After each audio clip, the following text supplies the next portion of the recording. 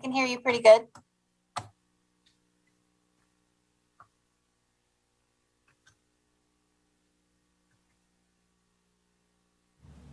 Trustee Gale, can you hear us okay?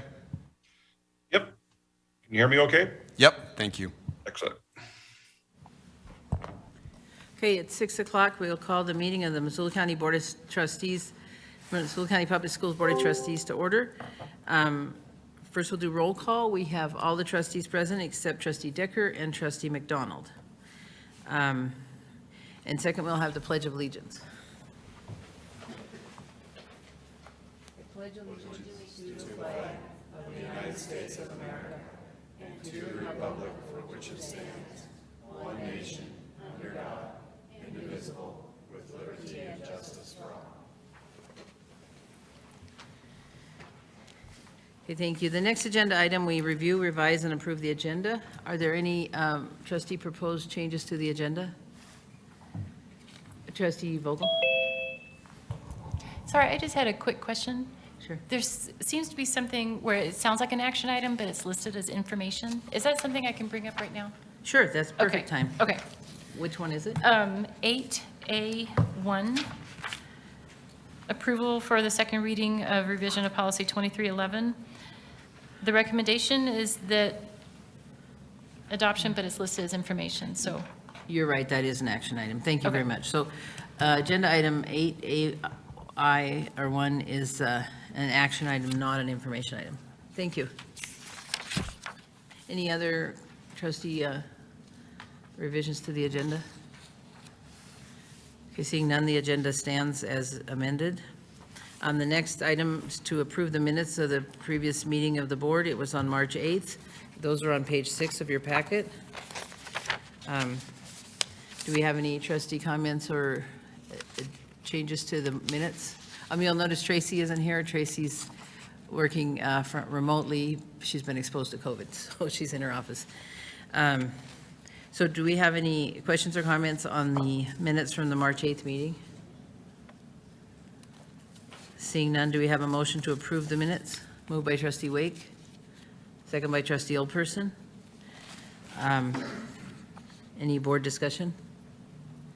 Any public comment on the minutes? Seeing none, all trustees in favor of approving the minutes, please signify by raising your hand. And that's unanimous, as to all trustees present. Agenda item 5 is public comment and correspondence. The correspondence is attached beginning on page 14. Public comment is for comment on non-agenda items. However, we do have a work session at the end of the meeting regarding schedule. Now, we will also take public comment at that time, but I'm going to allow public comment now if it's the schedule you want to comment on, if you do not want to wait. But please don't comment twice. So you can either comment now if you're here to talk about schedule, or you can wait and comment before agenda item 11. Otherwise, it's comment on non-agenda items. We cannot talk about people, and you're held to 3 minutes each. So does anyone have public comment on non-agenda items? Sorry? Yeah. And come forward to the mic, turn on the mic, write your name, and then also tell us your name, the spelling of your name.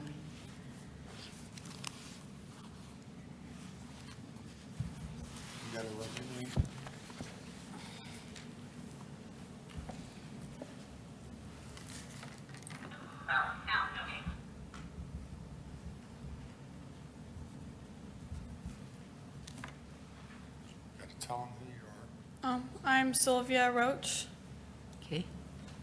and you have a video for everyone to see. and I have a video. Is it? And your first name? Sylvia. Sylvia, okay. So, now tell me again, what did you say her outfit did remind you of?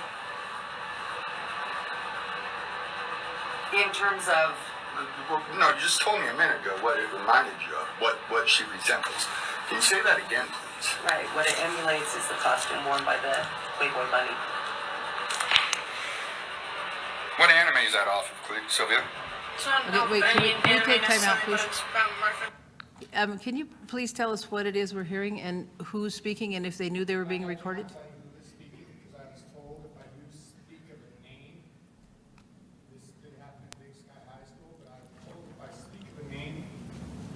off, I was told I have 3 minutes, wouldn't know.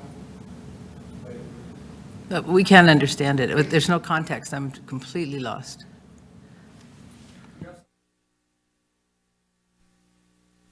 No. I would go ahead and finish it, but if, I have to warn you, I have no idea what's going on. I'm gonna restart my 3 minutes, well, my daughter is. I'm Jennifer, by the way. How's it going? Hi, what's your first name? Alan. Alan, okay, nice to meet you. And your first name? Sylvia. Sylvia, okay. So, now tell me again, what did you say her outfit did remind you of? In terms of, Well, no, you just told me a minute ago what it reminded you of, what she resembles. Can you say that again, please? right, what it emulates is the costume worn by the Playboy bunny.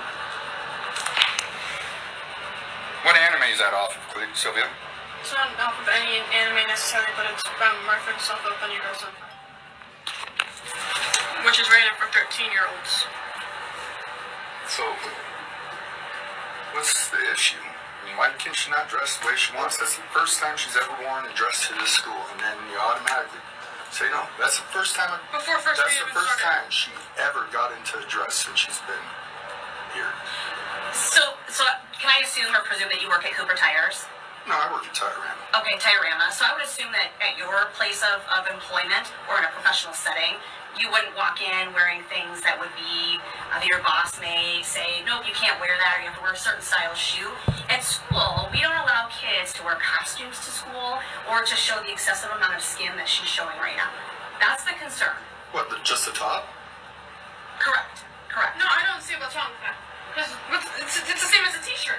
Right, so if we went into the student handbook, it clearly Yeah, she states in already there said excessive skin. Yeah, So, I read it. yeah, so beyond that, that's the concern. She needs to either put a sweater or a shirt or something over the top of it, and then she's back to class. But you guys let the girls come here in spaghetti strap tops. That's excessive skin, if you ask me. And do you make them cover up? We have to have the line somewhere in the sand, right? And I would hope that you would understand that when we cross that line and we have as much skin as showing right now, that we have to say that that's not appropriate. That'd be like my boss telling me that I have to cover my arms. I'm not covering my arms. This is who I am. This is who I want to be. Right, but she's in a public school setting right now, so we do have the ability and the authority to tell her that she needs to cover up. It's as simple as that. We're not going to negotiate. She either needs to cover up or she has to go home for the day. Let's go home. Okay, thank you. She needs to tell you how she felt. Okay, go ahead. Okay. I felt like I was being sexualized, even though the dress was perfectly normal. And she said that the dress I was wearing was not, at first, it was not inappropriate. It was inappropriate because it looked like something from the Playboy bunnies. And time's up. Okay, thank you. Do we have any additional comment on non-agenda items? 3 minutes Okay. here. State your name and please write it on the book as well.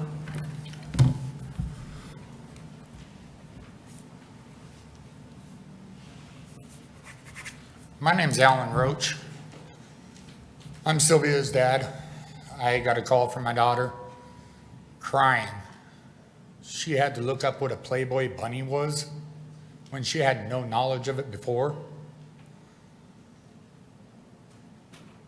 I went to the school, kind of irate, yeah. I had lost my temper at first, but I calmed down for him.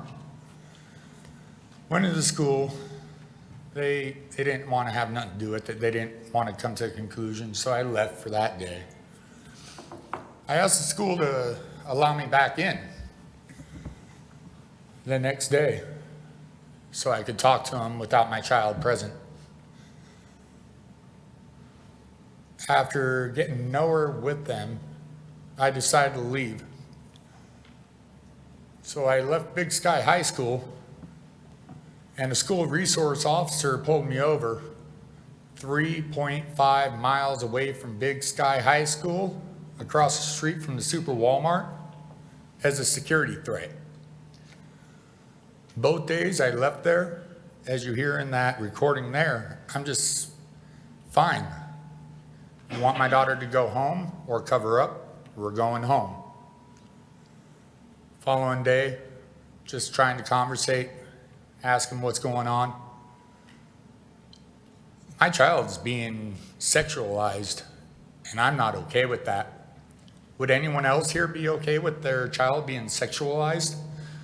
A Playboy bunny wears a bikini or a swimsuit.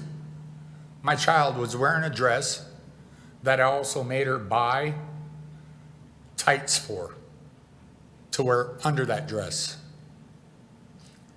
How am I a security threat when I'm 3.5 miles away from that school? That is all. Thank you. Do we have any other comments on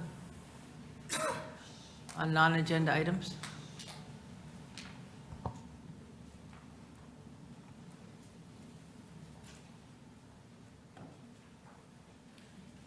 So please put your name on the book there, then turn on the microphone I and, have a quick question first. Is the bell schedule part of the agenda, or is this part of public comment? I'll take it either way. It'd be more useful if you commented it before that agenda item, but it'll require you to sit through the whole meeting.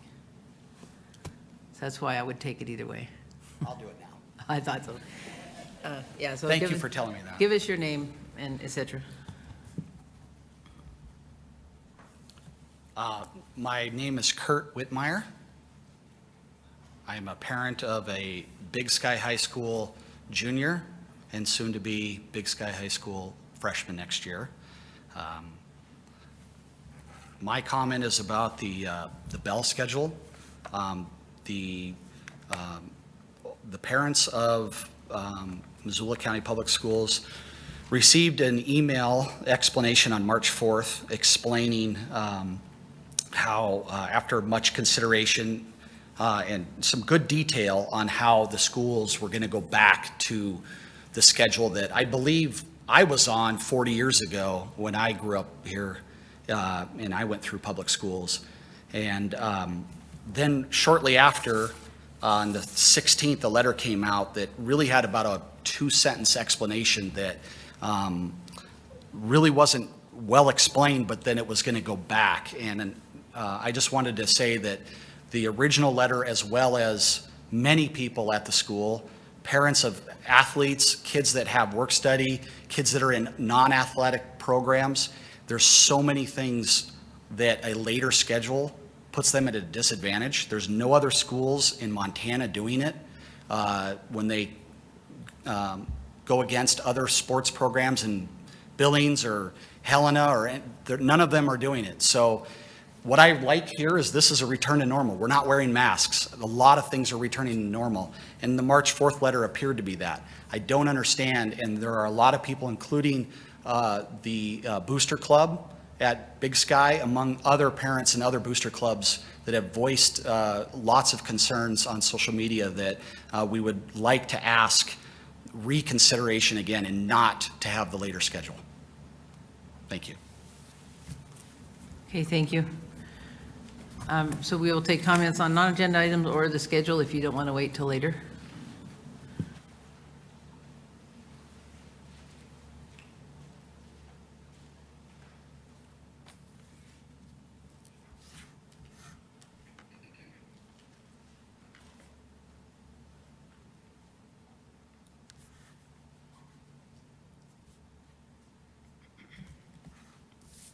My name's Lexi Johnson, and this is also in regards to the bell schedule.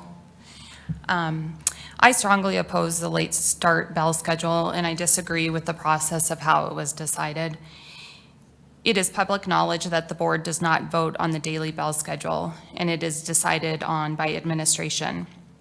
On March 4th, the administration sent an email stating that due to several challenges identified by students, staff, and families, it makes more sense to go back to the old bell schedule. There were more reasons to move back to the old schedule than to continue with the current schedule. It was presented at the March 8th board meeting by 3 principals, Assistant Superintendent Russ Lodge. Outlined in the minutes of the meeting, the principals offered multiple reasons why the current schedule was not working for most staff and students that the principals actually are representing. How do we go from this to receiving an email from the district on March 16th stating that, in quotes, even though the board does not vote on the bell schedule, it was clear during the course of the discussion that the feedback from the majority of the board members was not in favor of the proposed schedule. I find it disrespectful of the board to disregard all the reasons that the three principals identified from feedback that they received from teachers, students, and families over this past year. What made the administration change their minds? And why wasn't there further discussion involving more teachers, counselors, students, and parents? Nothing was made public until we received the March 16th email. I have a daughter that is a sophomore at Big Sky High School. She is the class president. She is a 4.0 student and participates in 3 sports and is a member of the Key Club. She would like to be here, but because school doesn't get out until 4 o'clock and track practice doesn't get done until after 6, she would like me to read the following. Her name is Avery Johnson. I want to say that it has been really hard this year with this current schedule. I have missed more school than ever before due to extracurricular activities. Do we not want overachievers to be successful? My mental health has suffered because I get less sleep, I go to school until 4 o'clock, and I practice late into the evening. To be a successful student, I have had to give up many social activities. There is no time for family or friends. Please change the schedule back and let us get out at 3 o'clock. Thank you. I urge you to reconsider or at least flip or consider flipping the middle school and the high school bell schedule. Thank you. Okay, thank you. Do we have any other commenters? Okay, seeing none, we'll move on to the next agenda item. Agenda item 6 is reports and announcements. We have announcements from the superintendent. Okay, and before I give my announcement this evening, I would allow Annalise from Big Sky. I know she's got a report, so go ahead. So this week at Big Sky, or coming up, the ACTs will be on April 12th for the 11th graders. Our 9th, 10th, and 12th grader students will be remote learning for that day. Big Sky will be bringing our life skills students into the building for some hands-on learning that day as well. Our 12th graders are busy at work getting started on asking for graduation speakers. All 12th graders were surveyed on who they might be interested in having speak. Big Sky is working on planning for the class schedule for the 2022 to 2023 school year. We are excited to be offering new classes and will likely need to ask for more teachers since our incoming 9th grade class is so big. A huge shout out to our BPA team. Our team of Ashlyn Everett, Pilar Seelstad, Marin Seelstad, and Elijah Williams took first in global marketing. Holland Kynes, Kendall Toy, and Gwen Fleming Candle, and Doug Lautenheiser took second in broadcast news production team. Both of these teams qualified for nationals, which will take place in Dallas in May. We are proud of our Big Sky BPA and cheer team. Our cheer team also took first in the AA overall and first in the class basket toss. Katie Sperry took first in the jump off out of 50 athletes, and Alec Fuchs was the runner-up in the tumble off. Big Sky boys basketball took third at the state tournament this year. Although we had many appearances at the state tournament, this is the first time we've brought home hardware in 25 years. Big Sky boys basketball all-state recipients: first team Caden Bateman, second team Trey Reed, and honorable mention Josiah Charisma. Defensive player of the year was Trey Reed. Girls basketball all-state recipients: first team Cadence Couture, honorable mention Avery Batt. All-state wrestling recipients: Israel Moreno, Isaac Ayers, and Hunter Curtis. Spring sports have begun. Big Sky has seen yet another increase in participant numbers. Track and field reporting 175 athletes, tennis over 50, and softball over 30. We will continue to build the community by leveraging unity, outreach, and the addition of quality coaching staff such as Maddie Stensby, the new assistant girls softball coach and former superstar pitcher for the Lady Grizz. Big Sky will host a fall/winter/athletics celebration, assembly, and spring signing day at the end of the month. All right, thank you. So that was one of my announcements, was the change in the schedule on April 12th for the ACT test, but thanks for announcing that. Appreciate it. On that particular day, we'll have 11th graders at school, but we'll do remote learning for 9th, 10th, and 12th graders. Part of the reason for that is having enough space in the building to space the students out so they're not all taking the test in a gymnasium, not ideal testing situations. So that's part of the reason for that, the rationale around that. One other announcement I have, and also just an opportunity for trustees. This one's a little bit lengthy, so I apologize. I will send the text of this out to the trustees after the meeting, but as part of our routine curriculum review cycle, our K-12 science textbooks and the resources that go with those textbooks are up for review this school year. This is something we haven't done in quite a few years, so this is an exciting opportunity for us, but also for the board. So the board's involvement in the selection process is critical to the successful implementation of any new textbooks. It is anticipated that the board will be given an opportunity to preview the recommended materials and make some comments before those materials are brought forward for final recommendation in late April. So as per policy 20-11 that we'll be discussing this evening, any new textbooks recommended for student use must be approved by the trustees. So MCPS follows a recommended review cycle outlined by the Office of Public Instruction. Science was actually up a few years ago, but due to COVID, we really haven't done any review since our math adoption pre-COVID. So we were anxious to get science going this year, and we had a committee working on science this year.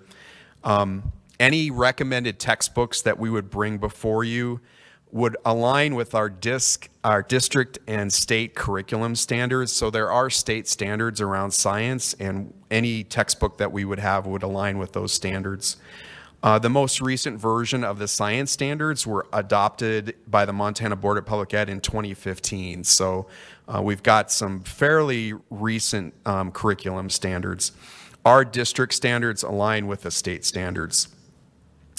The following information and public announcement, and it's part of the reason I'm reading it into the record this evening, just to make sure that the public is aware of this opportunity as well. This has been drafted by our committee that's working on the recommendation and the adoption of science textbooks. So the Science Review and Adoption Committee's vision statement is, at MCPS, we believe through inquiry-based science, students will see themselves as scientists who innovate, solve problems creatively and critically, and collaborate and communicate effectively. So after an extensive review of current materials available, the K-5 Science Committee will recommend Project Lead the Way as a foundational resource, and it has online enhancements from another program called Mystery Science. The 6-8 team will be recommending a resource called Amplify, which includes printed materials and hands-on investigations, as well as digital lab simulations and other resources. In addition, both K-5 and 6-8 have identified key community partnerships that can help science learning and localize it to natural experiences that occur in our area. For example, students learning about the water cycle in 7th grade will enhance their understanding through field trips and education with the Clark Fork Watershed Education Program. Our high school science review committee is just a little bit behind, but they're currently exploring textbook options aligned with our state standards. A final recommendation from this committee will be shared with the board in the weeks to come. And this is where we would need your help and your comments. So all of our materials, both printed and digital, will be on display for public review in the Professional Learning Lab in Building B. That's just the building to the south of us. On the administrative campus. Community members, including board members, may check in at the Curriculum and Instruction Office during regular office hours, and you'll be able to see the materials. All public comments are welcome during this review process. We want to make sure this review process is completed before the board makes any final decision regarding the administrative recommendations in late April. So I'm sorry, that was a lot of detail, but quite honestly, we have not done a textbook review process in the 3 years that I have been here. So I just wanted to make sure that the board was aware of the process and a board also aware of where we need your help in the process to review those materials before we bring them back in late April for a final adoption. Thank you. Just regular office hours. I think it's 7:30 to 4:30. Okay, thank you, Dr. Watson. Our next agenda item is the consent agenda. These are perfunctory items that we see each month, so we just don't discuss them typically. The first item is a secondary, which full board action item. We see a list on page 39 of out-of-district attendance agreements, which the board needs to ratify. Do we have a motion? Moved by trustee Abgaris. Do we have a second? Second by trustee Wake. So it's been moved and seconded that the board ratify the out-of-district attendance agreements listed on page 39. All trustees in favor, please signify by raising your hand. And that's unanimous. To all trustees present. The second is to acknowledge MCPS student attendance agreements listed on page 41. This is an elementary action item. These are students, page 41. These are students from our district who are attending other districts or, just a sec. Yeah, or the other way around. So do we have a motion from an elementary trustee? Moved by trustee Abgaris. Do we have a second? Second by trustee Oldperson. All trustees in favor, please signify by raising your hand. 1, 2, 3, 4, 5. And that is unanimous as to elementary trustees present. Our next board item is an action item, 8A1, old business, personnel negotiations and policy. This is to approve for a second reading revision of policy 2311, selection and adoption of instructional materials. We'll have a presentation by Dr. Watson, and it's on page 43 of your packet. Okay, so thank you, Chair Lorenzen. So reminder, we chatted about this policy. I believe it was at the first meeting in February or second meeting in February. The policy recommendation is a changed policy. It was recommended by our legal counsel because there's some terms in the original policy, instructional materials, instructional resources, which are somewhat vague. And then the actual state law that dictates this policy requires that textbooks be selected and approved, selected by the district but approved by the trustees, and that's pretty clear in state law. I have that up on the screen. I know it's hard to read. It's state law 20-7-602. So that state law defines the board's responsibilities as it relates to textbooks and adopting textbooks. One thing that was not apparent in the last time I presented this, and we did actually find this, so let me just pull that up for a sec, but there's no clear definition in the policy related to what a textbook is, and I think that's important to this discussion. However, there is a clear definition in state law, and this state law is 20-1-101, and it's subsection 30. A textbook means a book or a digital resource or a manual that is used as a primary source of study material for a given class or a group of students.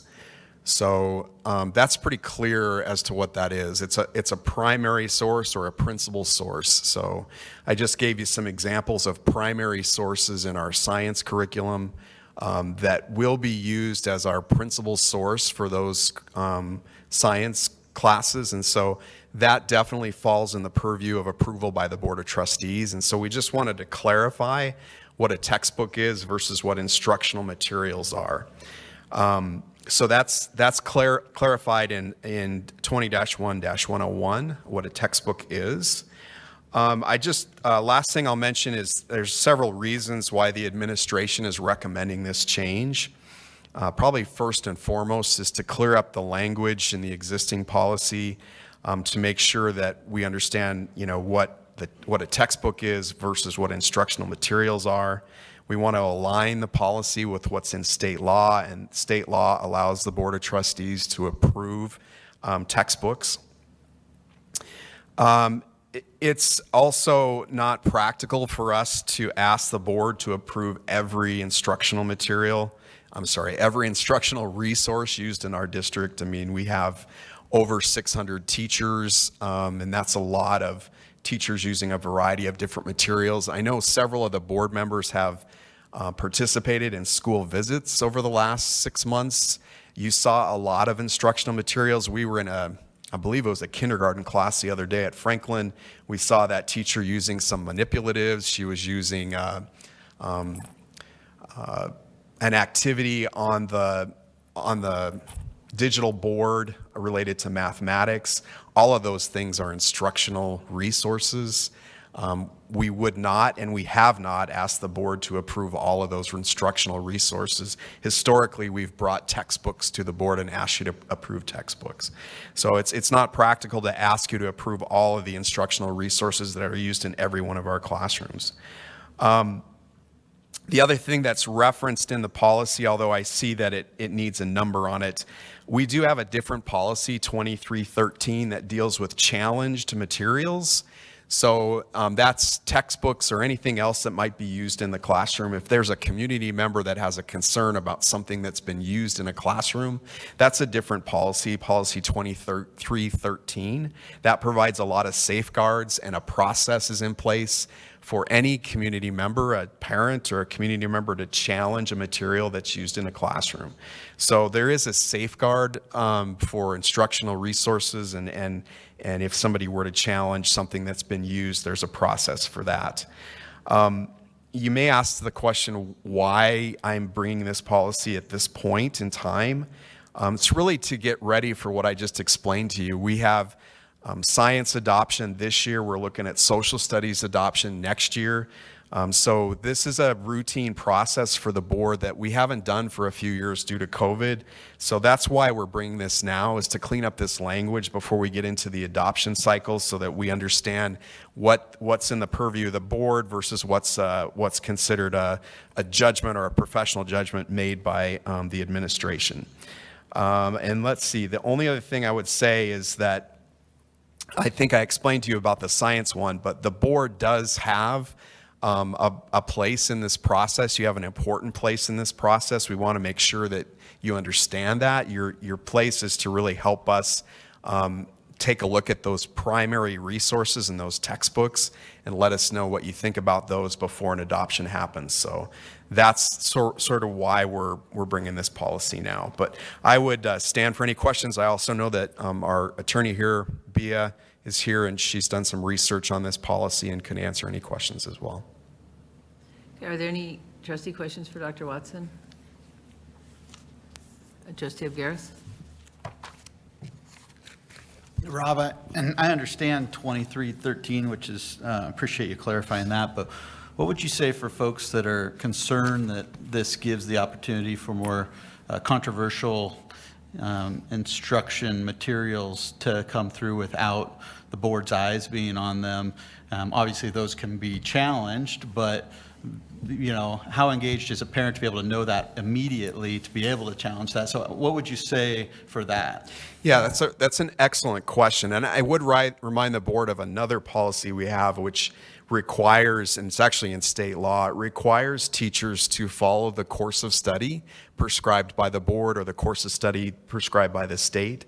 So if I, as a teacher, if I were going to use an instructional resource, it would have to be tied to our state standards. So there is some safeguards there.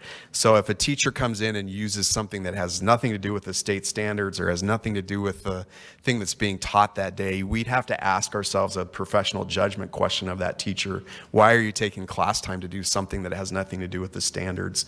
So the other thing that we often do for some controversial issues is we do an opportunity for parents to preview those materials before the resource is used, and we have that in quite a few places in our curriculum.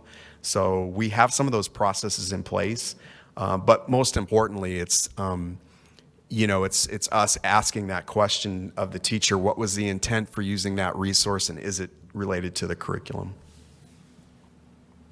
Okay, do we have any other trustee questions for Dr. Watson? Trustee Gale does. Oh, sorry, Mike. Trustee Gale? Yep. Sorry, can you hear me okay? Yes. So I got two quick questions. Where is MTSBA on this? Is this policy in line with what other schools are doing? And I'd like to hear from Bea on this. I did request a legal opinion a few weeks ago, if you remember, Rob, and I'd like to kind of hear the justification on this. And lastly is, I mean, if we just took that one sentence out, the selection of other instructional materials is not subject to board approval. If that sentence just goes away, how does that really change the policy? Go ahead, Bea, go ahead. Okay. Well, Mike, I'll start with the MTSBA question. It's my understanding that you guys have been using MTSBA templates. I did look at their template policy today, and yours is in line with what they are recommending. And I did give a legal opinion to Rob and Diane pursuant to your request, but I got to them today probably. I've been out of town for the last 12 days, so they got it today. But I can explain a little bit of it. And we, based on what you were asking, was whether or not it was an unlawful delegation of authority for the board to allow administrators to approve instructional materials. So I went through what the law requires, and the statute is very clear, and there are specific statutes in Montana law that require specific board action with regard to things that happen in the school. So for example, you can't delegate hiring or firing. Approving textbooks is a statutory obligation of trustees. It can't be delegated. But instructional materials is not addressed statutorily. So then I went through the rest of the statutes and then looked back also at the constitutional provisions that provide authority to trustees. And there is noticeably absent is any reference to instructional materials, frankly, in statute, in case law. And so it is treated like anything else in the school, which is the day-to-day operations of the district fall within the purview of the administration. There is nothing in the Constitution or in any statute, any administrative regulation that prohibits the administrators from being, and school staff from being the individuals that determine what instructional materials are appropriate, with the parameters that Rob described, is they do have to meet state standards, they do have to be related to the curriculum. And you also have a policy on controversial materials as well, which staff are bound by, which requires them to take certain steps before they even consider introducing controversial materials into their classroom. All of those safeguards are in place in order to ensure that there is thoughtful conversation before material that may be even considered controversial, frankly, happens in a classroom. But Superintendent Watson is correct. There's probably literally thousands of pieces of instructional material that are used by staff members in this district all year long. And because of the fact that it is a day-to-day operation, essentially, it is handled by the administration and the staff. But specifically for your question regarding the delegation, there is nothing in the Constitution, the statute, or regulation that prohibits the board from allowing the administrators essentially to handle the use of instructional materials. That being said, if the board wanted to decide that's something that they want to take over, you could, but I will tell you, the board needs to be available then to approve instructional materials, which would likely mean you're meeting at least 2 or 3 times a week in order to handle the flow of information that teachers would need to bring to you for approval. I'm not aware of a district in Montana that has board approval for instructional materials, but I do know a lot of boards that very closely watch their controversial materials policy and frequently ask and make sure their administrators are making sure the staff members are aware of it and that they follow the procedures set out in that policy, which actually require administrative approval before you even have the conversation, so that there is knowledge at the building level before a topic comes up, and the administrator has the ability to say, no, that's not going to happen. So. Okay, thank you. Any board questions for Dr. Watson? Go ahead, Jen. So I would like to know how something that's considered controversial, how is that defined? Because what might be controversial to some parents and students could possibly go against family values that they're sending their students to school to protect. So I would like to know how is that defined? Is it say, well, if it just goes against the norm, then that's considered controversial? And who decides that? I'm going to pull up your policy if I can really quick and try to get that. It's defined in the policy. I believe, I could be wrong, but I could be. And does anyone happen? 2313, there you go. Okay.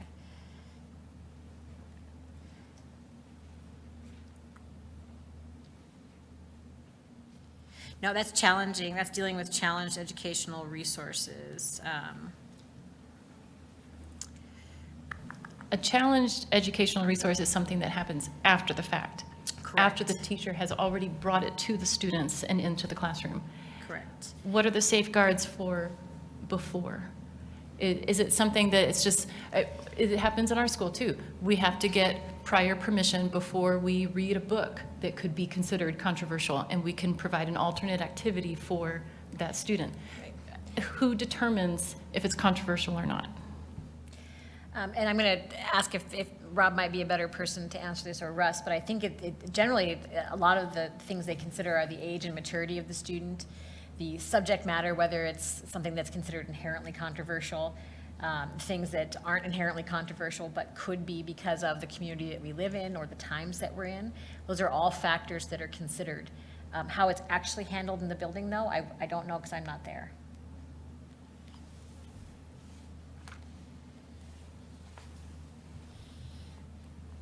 We're looking at you, Rob. Yeah, I'm looking for Okay. You want? Oh, sorry. You know, I just added the conversation that each individual teacher is working with the department, they're working with a grade level, they're working with collegial discussions. And I think between that entire professional group, they have a pretty good idea of what's going to be controversial.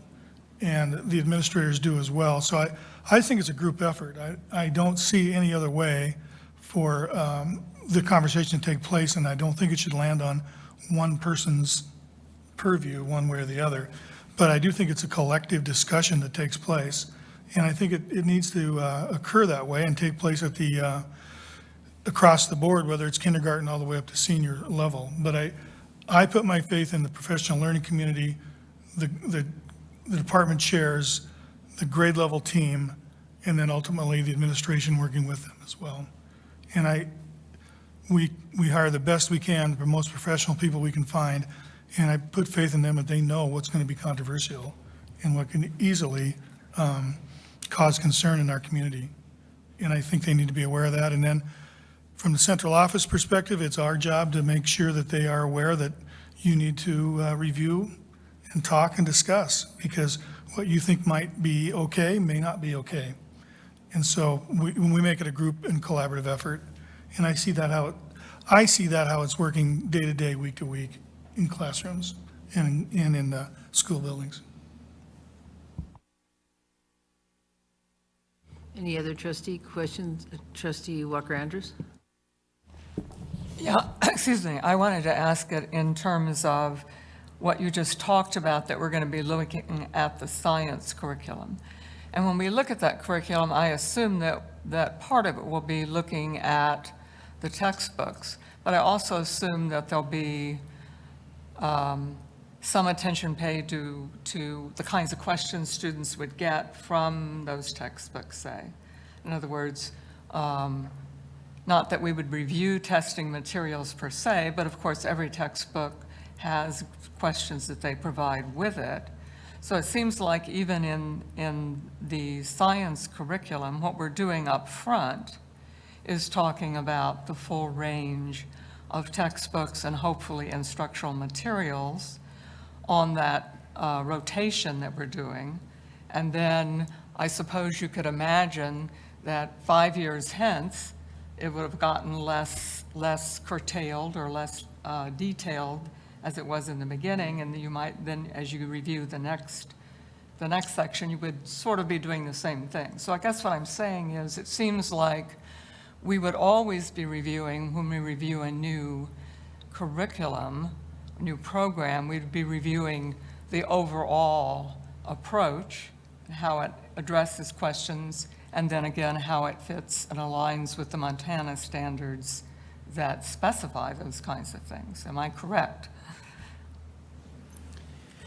Yeah, I think generally you are, and I think one of the things you want to pay attention to is does it align with the Montana standards, and that's what, quite honestly, what our teachers have spent the most of their time this past 6 months trying to determine. Now, there is no resource that's perfectly aligned, so they're looking for general alignment with the standards. There'll be some chapters in some of those textbooks that may not be used because they don't align with the standards, but it was a collective decision, and that's kind of what you're looking for. The other thing I was going to mention is remember what our responsibility is, and it's actually in state law. The board's responsibility is to make sure that we have core materials available for every student in our district, that every student has access to high quality core materials. That's really your job, and that's why that textbook law was written that way, is because we don't want students at one school using a higher quality textbook than a different school. So you think about all the courses we teach, especially at the high school level. We asked our high school teachers to focus on those 2 courses that are required by every student, earth science and biology, because those 2 courses are required by every student. So if we're going to have common instructional materials, they need to be high quality for those 2 courses, because every student is required to take those 2 classes. And that's really your job as you start looking at allocating resources. These materials are really expensive, and so when we start looking at allocating resources, our job is to make sure we've done it equitably across all schools, and we've made high quality materials available for everyone. So that's really the board's role in this whole process. Any other trustee questions? Trustee Vogel? Thank you. So I understand the problem with approving every single instructional material. I don't want to have to look at every single puzzle piece or manipulative that could be presented in a classroom. But I also feel that narrowing us down to textbooks only, in a sense, ties our hands. Not to say, I know that a lot of people can interpret this as, I don't trust the teachers. I do. They're my colleagues. But in the same sense, they're also human, and they can make mistakes. It would be nice that we had some safeguards in there to protect the students. Are we allowed some kind of liberty to adjust the language? If we don't want to go as broad as instructional materials, but we don't want to go so narrow as textbooks, can we go with textbooks plus the core materials? And I like how you worded that. Something that goes along with those textbooks that aligns with exactly the tests they're going to take, the materials that are going to accompany those textbooks, without us getting bogged down in the weeds. Can we adjust that? Yeah, the board has sole discretion here how they want to handle this policy. I have a question, Via. If we were to make a meaningful change at this point, would we need to go another round of review? Yes, if Okay. it's a substantive change. Mike, okay, go ahead. Yeah, I just kind of want to feed off of what Jen said there. You know, if we just modify the language to where it wasn't necessary board approval, but board supervision, to where we could still delegate that, but if we wanted something, if we needed to be able to act as a board, we still had that supervisory authority.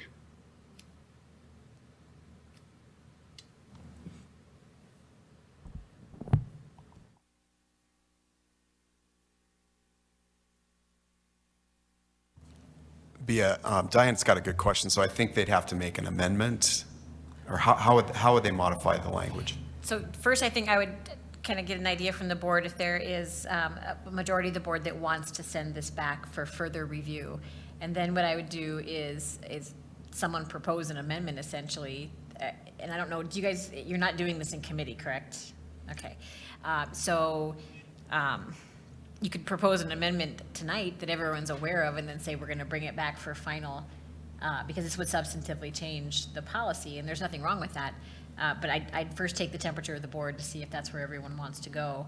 And then someone, maybe Jen, propose some amended language that could be put into a form tonight and then brought back to the board again.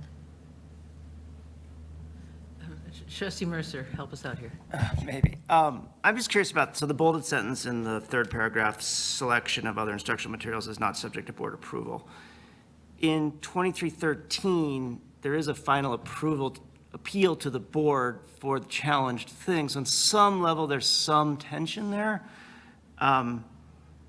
I guess I personally don't think removing that would lessen the fact that if instructional materials are not stated as being subject to board approval, then it's not a routine thing that needs to be done.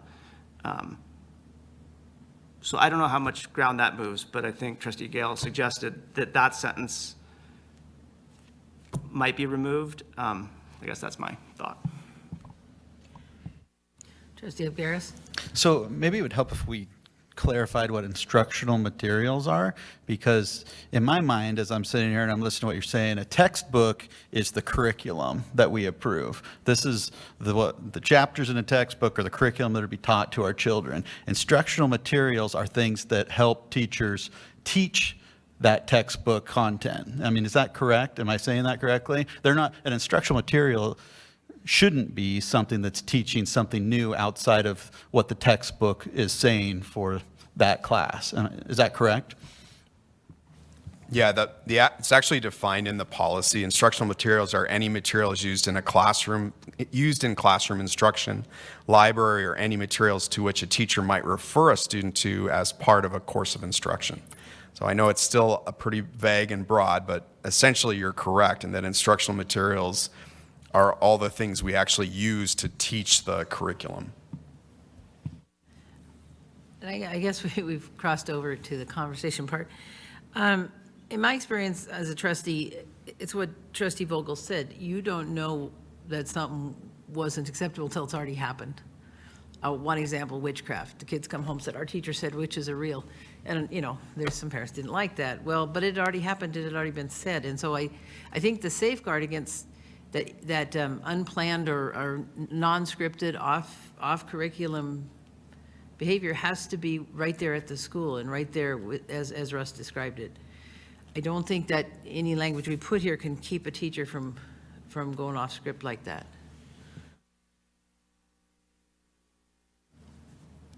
So I guess the question, Trustee Vogel, is if we struck the sentence that Trustee Gale suggested we strike and Trustee Cohen or Mercer, excuse me, also mentioned, would that make this, would that meet your concern? Could you specify what sentence that is? It's in this 1, 2, 3rd paragraph down, it's bolded, and it said, I just want to make sure. it says the selection of other instructional materials is not subject to board approval. But we're still striking out instructional materials and just narrowing it down to textbooks. Yes. The suggestion was that sentence alone seemed to drive the point home harder. But it's still textbooks. So taking that sentence doesn't meet It's your core, concern. the sentence above, core textbooks shall be selected by the superintendent or designee adopted by the board prior to their use.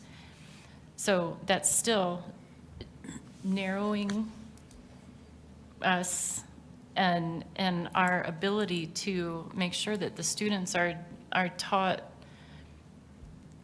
and just to make sure that, I don't know how to word it, a safeguard, something to make sure that what the teachers are teaching still align, it's going to align with the state standards. I know that.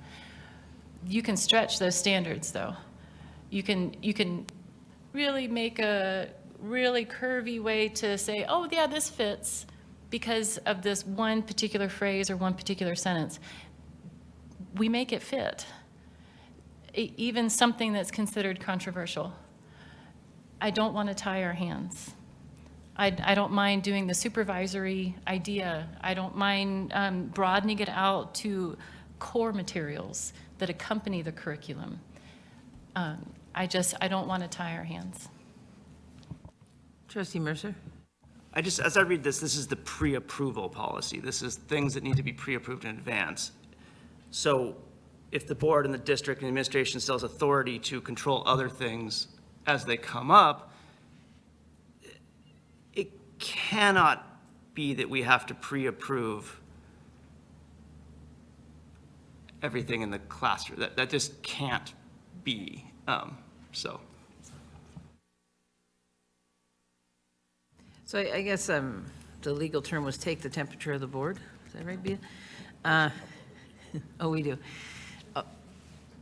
Okay, go I ahead. just had one suggestion. I don't know. It kind of fits with the idea of board supervision that Mike Gill suggested, and that was if you just said the selection of other instructional materials is not required, it does not require board approval. That still gives us the option to, in some cases, do so, because it's not saying that they're, I mean, one sort of, it's not subject to whatever you want to do. The other one would simply say it's not required in every case.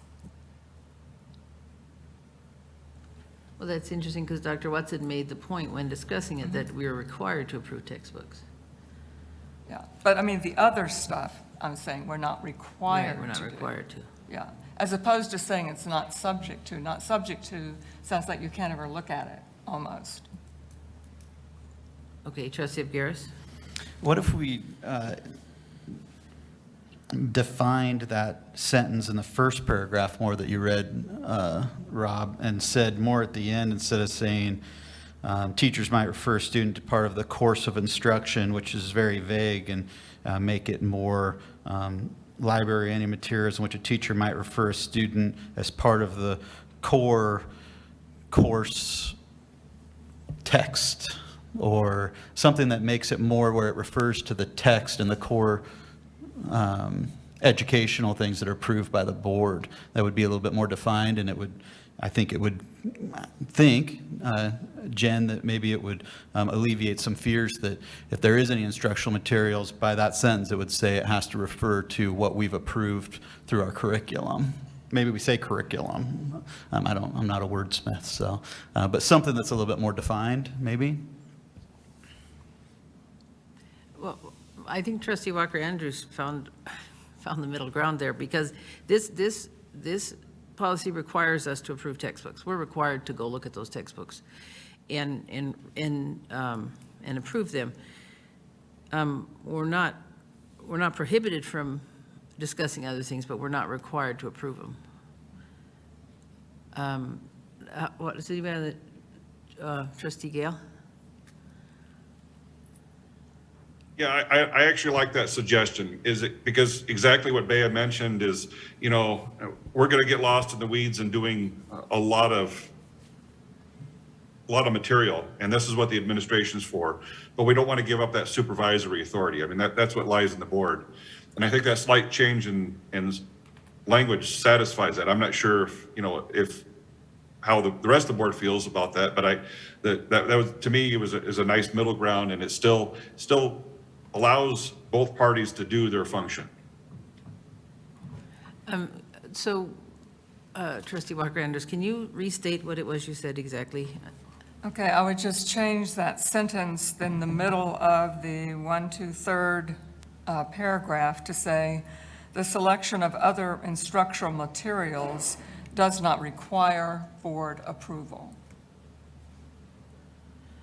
So I would suggest we make that proposed change and put this back out for public comment. Bea? I'm not sure if it's a substantive change. I'm not sure that you would need to go back out for public comment, but you certainly could if you wanted to. Let's see, I guess, do we have a motion on this policy at this time? Are we ready to have a motion? Trustee Walker Andrews, with the amendment? Well, I'll make the motion that we use my words. The selection of other instructional materials does not require board approval. So you're moving that we adopt this policy with that change? Yes. Do we have a second? We have a second. So is there any board discussion on the motion? Trustee Vogel? If we're going to go with is not required, I still feel like that gives a whole lot of liberty to teachers to present something that could be controversial. could we still adjust textbooks and add in a phrase, textbooks and accompanying course materials? I see it as a bullseye that, and concentric circles. Curriculum, textbooks would be in the center, maybe one more level out from that also, just to make sure that everything that accompanies those textbooks to help with the instruction of that curriculum is still under the supervision, something just to make sure that we're checking the material that our students are being exposed to. We'll broaden it out one more level, textbooks and accompanying core materials. We would be requiring ourselves to do that. We would not simply be allowing ourselves to do it. At that point, we'd be requiring ourselves. So we're obligating the board to spend the time to meet whatever is in that outer circle. And so do we have any other discussion on that? Trustee Mercer? I guess I just reread the statutory definition. Textbook means a book, digital resource, or manual used as a principal source of study material for a given class or group of students. That's decently broad, right? That's any digital resource or manual, anything that's part of the principal thing. So to me, if it's the core thing that comes with it and it already is, I guess I would read that as saying it does include the core stuff that goes with the literal hardback book, but. And so maybe if we included that definition in the policy, would that help? Because it's in state law. That's defined that way. So we have a motion to adopt the policy on second reading with the amendment suggested by Trustee Walker Andrews. Do we have any more board discussion? Trustee Hobbins? I'm just curious, if we take the amendment from Trustee Walker Andrews, then when and how would we decide what we need to specially review? Who would decide that? I don't know. We'd only know that we're not required to. That's all this does. I know, okay. Is there any other board comment on the motion? Trustee Mercer? Well, I guess to me, that's where the 213 comes in. It's just acknowledging that there are other procedures that could potentially have the board weigh in. So it's just not contradicting that, I guess would be my thought. I guess though, the definition is a statutory definition, so it's maybe not necessary, but since we're defining instructional materials, I guess I kind of like the idea of putting a sentence after instructional materials that just puts the statutory definition. So I guess I would offer that as a friendly amendment to include the statutory definition of textbook after the sentence defining instructional materials. Trustee Walker Andrews, do you accept the friendly amendment? Very friendly. And I'm sorry, I forgot who seconded. Trustee Wake, do you accept the friendly amendment? Yeah. Okay, so it's been moved and seconded to make two amendments to this policy as written, and then to adopt it. The first amendment is the language that the board is not required to approve instructional materials. The second is that the definition of textbook and digital materials would be included as per the law. Do we have any board discussion on the policy as it now stands? Okay, seeing none, public comment. Do we have any public comment? Seeing no public comment, it's been moved and seconded to approve for second reading and adoption policy 2311 with the amendments discussed. All trustees in favor, please signify by raising your hand. So, okay, so we have, okay, and all trustees opposed? So we have 9 trustees in favor, 1 opposed. Oh, 2, no, he voted. Which way did you go, Mike? I'm for with the proposed amendments. That's what I thought. So we have 9 in favor, and, I'm sorry, I'm doing the math. 8 in favor, 1 opposed. Okay. Thank you, everybody. So that's adopted. Our next agenda item is old business item B, finance, operations, and maintenance. It's an informational item regarding the use of the ESSER funds as just presented by Dr. Watson.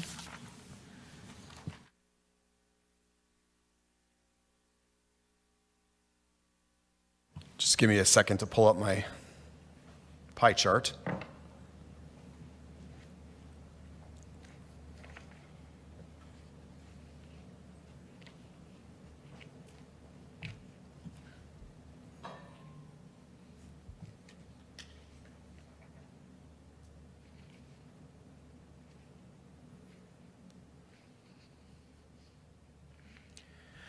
Okay, so this is an update for the Board of Trustees. I just want to be clear that that we have talked about the ESSER funds quite a few times with the board, and I want to make sure that you're kept apprised of how we're using the funds. Also have an opportunity to provide comments if you have suggestions. Just before I start in this, though, just a reminder, one of the requirements of ESSER is that we have routine updates to the board. So this is a requirement of the federal funds. The other requirement of ESSER is that we have solicited stakeholder feedback, which we have. We conducted a survey, and I mentioned that in the agenda item. We conducted a survey that included both parents and staff members. In the survey, we talked about what we had used the ESSER funds for. We also asked other ideas or thoughts around how they think we should use the ESSER funds. So I'll go through a little bit of that, but just want to tell you, first of all, how much we have spent, and then how much we intend to spend next year and what we plan to spend it on. So we received just over $28 million from all of them, ESSER 1, ESSER 2, and ESSER 3. Remember, these are federal funds that we have until 2024 to spend. So we don't want to spend all of them at once, obviously. We want to save some for future years. The primary goal or guideline for ESSER funds is they're supposed to be used in recovery and response to COVID. That's pretty broad, but there is some significant accounting procedures that we have in place that we have to account for these funds and explain how we've used them. So there is quite a few checks and balances there. But once again, we received approximately $28 million. By spring of this year, I anticipate we will have spent $12.8 million, which leaves $15.2 million remaining. My plan would be to try to hold us to 6.1 million next year, 6.1 million the following year, which would leave 3 million during that last year. We have to spend them by December of 2024, so that's why I cut the last year in half. That would equal 15.2 million. So we did a survey, as I mentioned, for staff members and parents. I think I listed in the agenda our response to that. It was pretty good. I think there was over 300 responses. 561 responses. And when we asked staff members and parents, how they think we should be using the ESSER funds, there were two categories that came out on top for both groups. Those two categories were responding to student learning loss. That was one of the categories that they felt was important. The second category, which actually came out higher or more agreement, was they felt that we should be using it to address social emotional learning issues or mental health issues for our students. So you will see some of that in the recommended expenditure, but I do want to go through how we intend to spend the $6 million.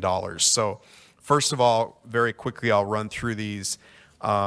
You'll see this in the chart as well in the agenda, but $1 million for the online academy.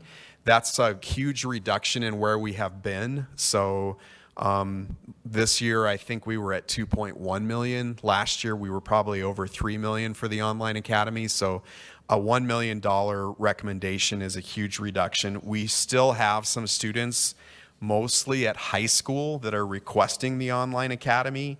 When we asked students why they would be interested in the online academy, the high school students were sort of all over the board in terms of why they would still be interested. Some of it was related to COVID.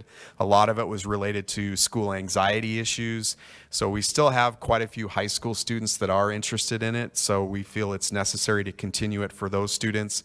We have fewer elementary and middle school students, but we have some that are interested in the online academy. We've restructured the program and put the administration of the online academy under some current schools. So for example, at the high school level, the online academy will be managed by the Willard Alternative Program and those administrators. That helps us save money on administration costs.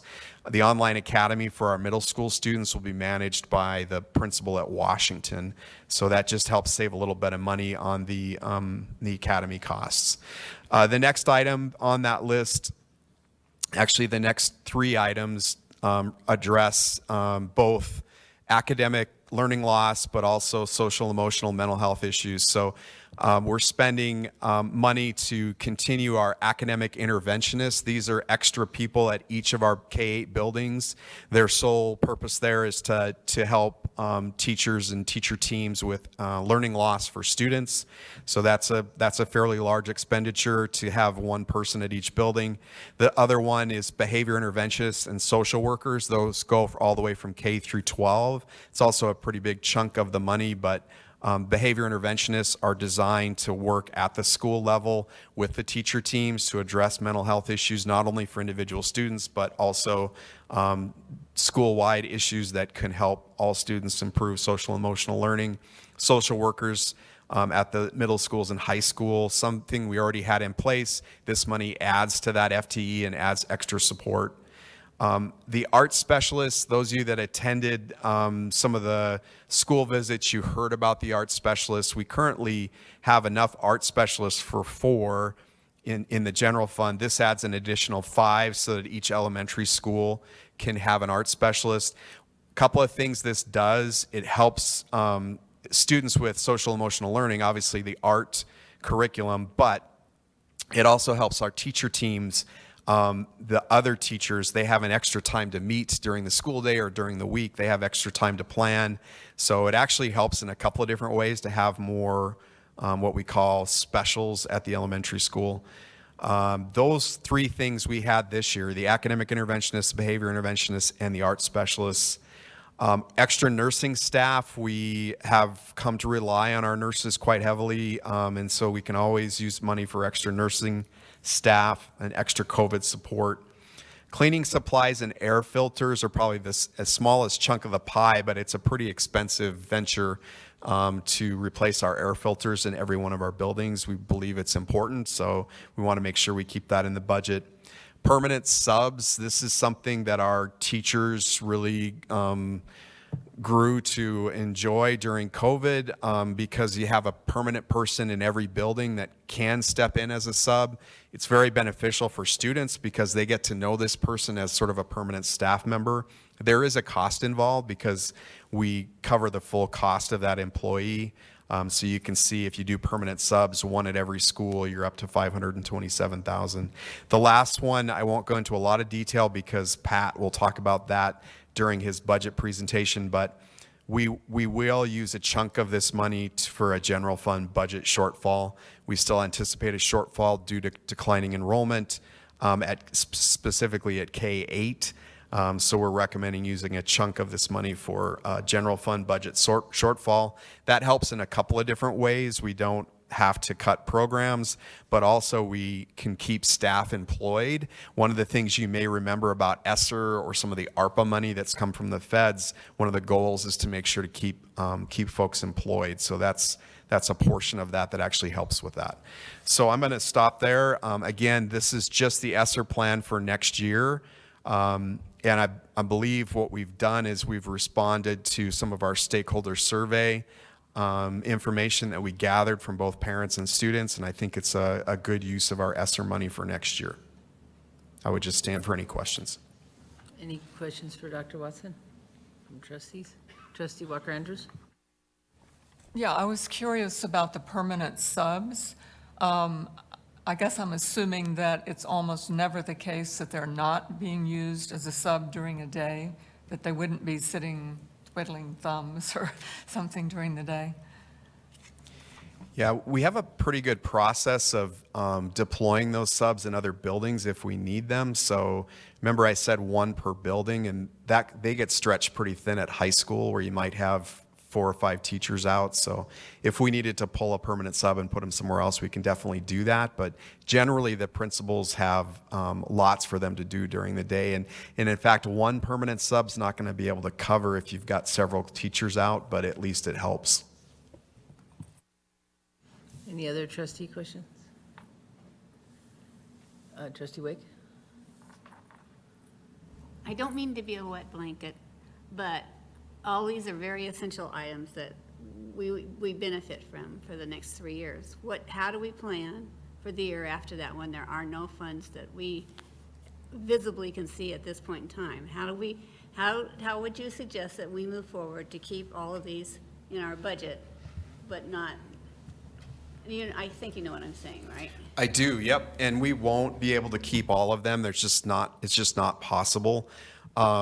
There could be a chance that we actually generate some A and B from some of these. So if we maintain some sort of online option for high school kids, you might actually have more kids that stay in school and don't drop out, which can actually help with your A and B. So I'm not saying we're going to generate a whole bunch of funds from that, but you think about, our dropout rate has traditionally been 10%, and so if you've got 10% of your kids that have another option and might stay in school, that could actually help with A and B and increase your budget. But we won't be able to keep all of these things. And so one of the things that Pat and I have chatted about is trying to preserve as much year-end money as we can. Now, we're going to end up using some of that year-end money this year to cover textbooks, because we already talked about science adoption. So that's usually happens with year-end money. But any other year-end money that we can preserve and sock away for that rainy day will help. And it's not going to completely replace all these, but it'll help ease that cliff a little bit so that we don't have all of a sudden in 2024, we just stop funding all of it. My recommendation would be, and I know Pat's interested in this too, is sometime between now and then developing a budget committee that can look at these programs, look at our overall budget, decide where we can cut back. I think that's a good place to start. It's not going to solve all the answers, but at least it gives all of us a chance to decide what our priorities are. I also would say that once we finish the details of the strategic plan, that's a good place to look to define where your funding priorities are. So if we're funding something that no longer is a priority, that's a way to save money and fund for some of these other programs. Do you have any other, Trustee Mercer? I guess just kind of request for future information.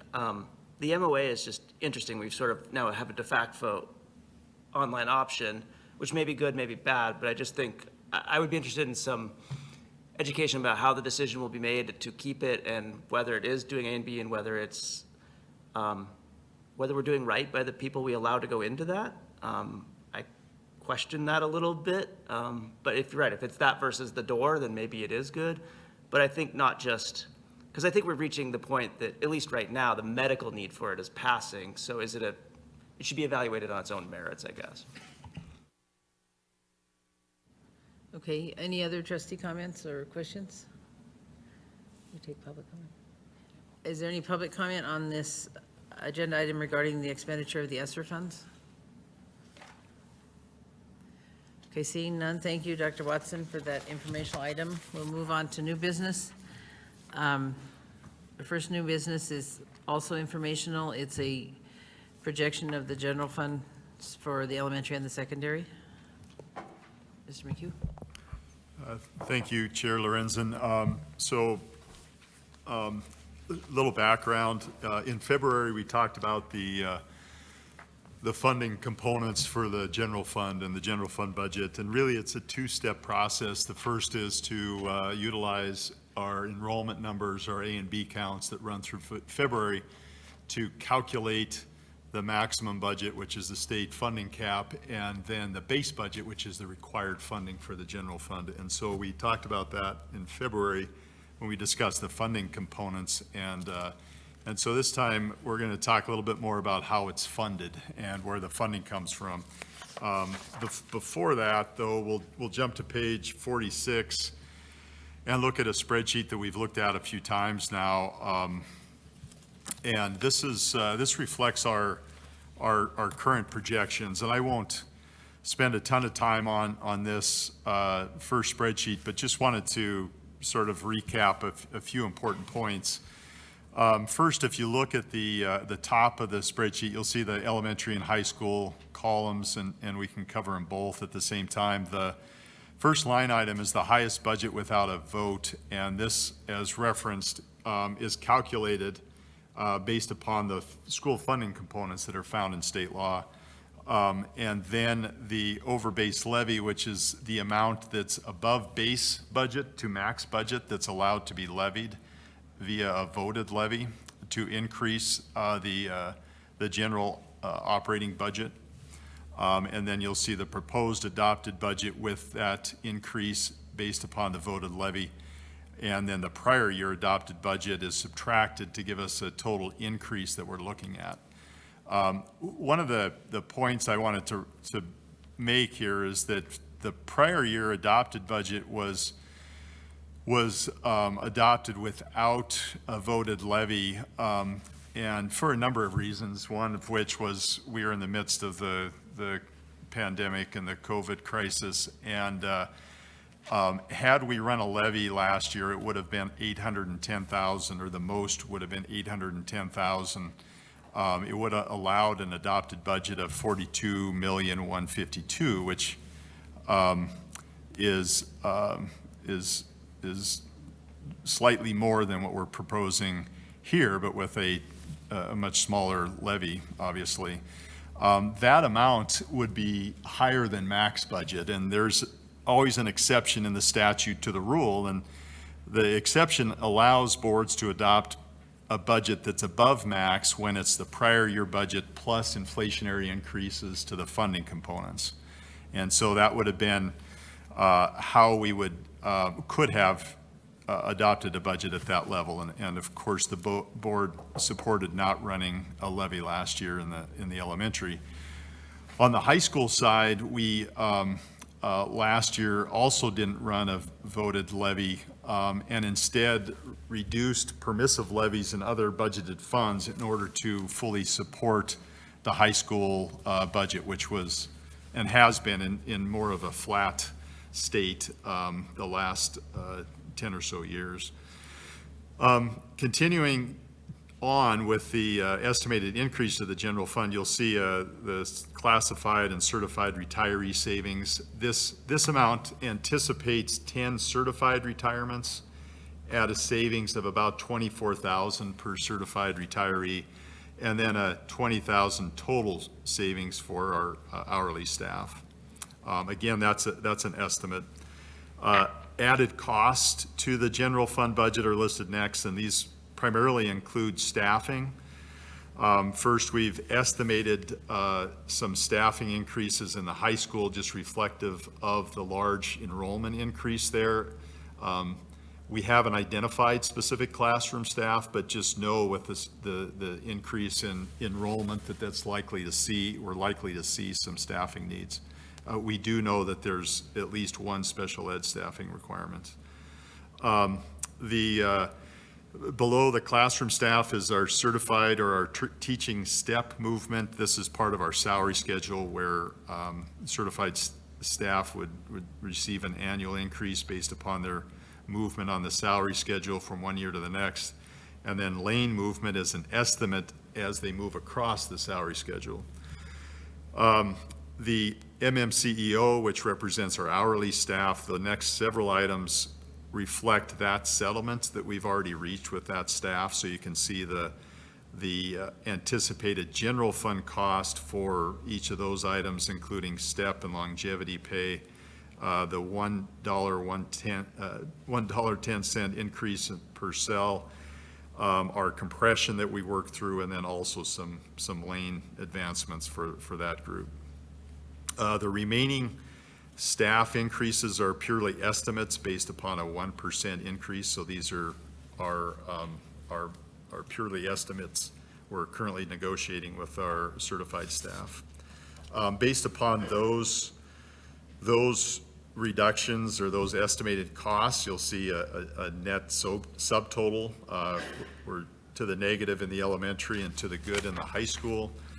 And then we've added here obligations that we know of. These are not exhaustive by any stretch, but they reflect insurance increases, our increase for our contract with our SRO and CRO, the city police department, a staffing position that moves from a grant position or grant paid funding into the general fund.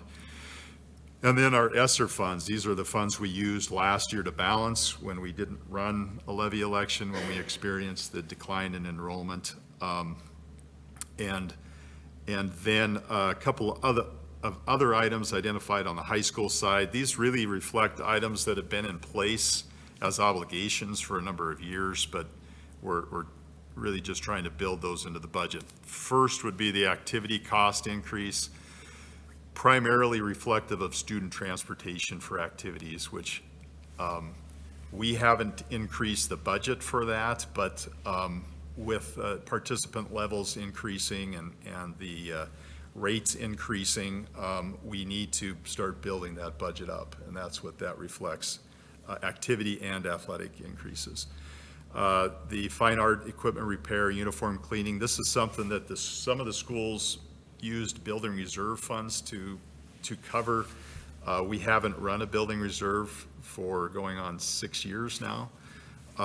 So this is an effort to try and build that into the general fund budget. And then finally, the increase in the graduation budget, which we spend, I want to say around 12,000, between 12 and 15 for the high school graduation.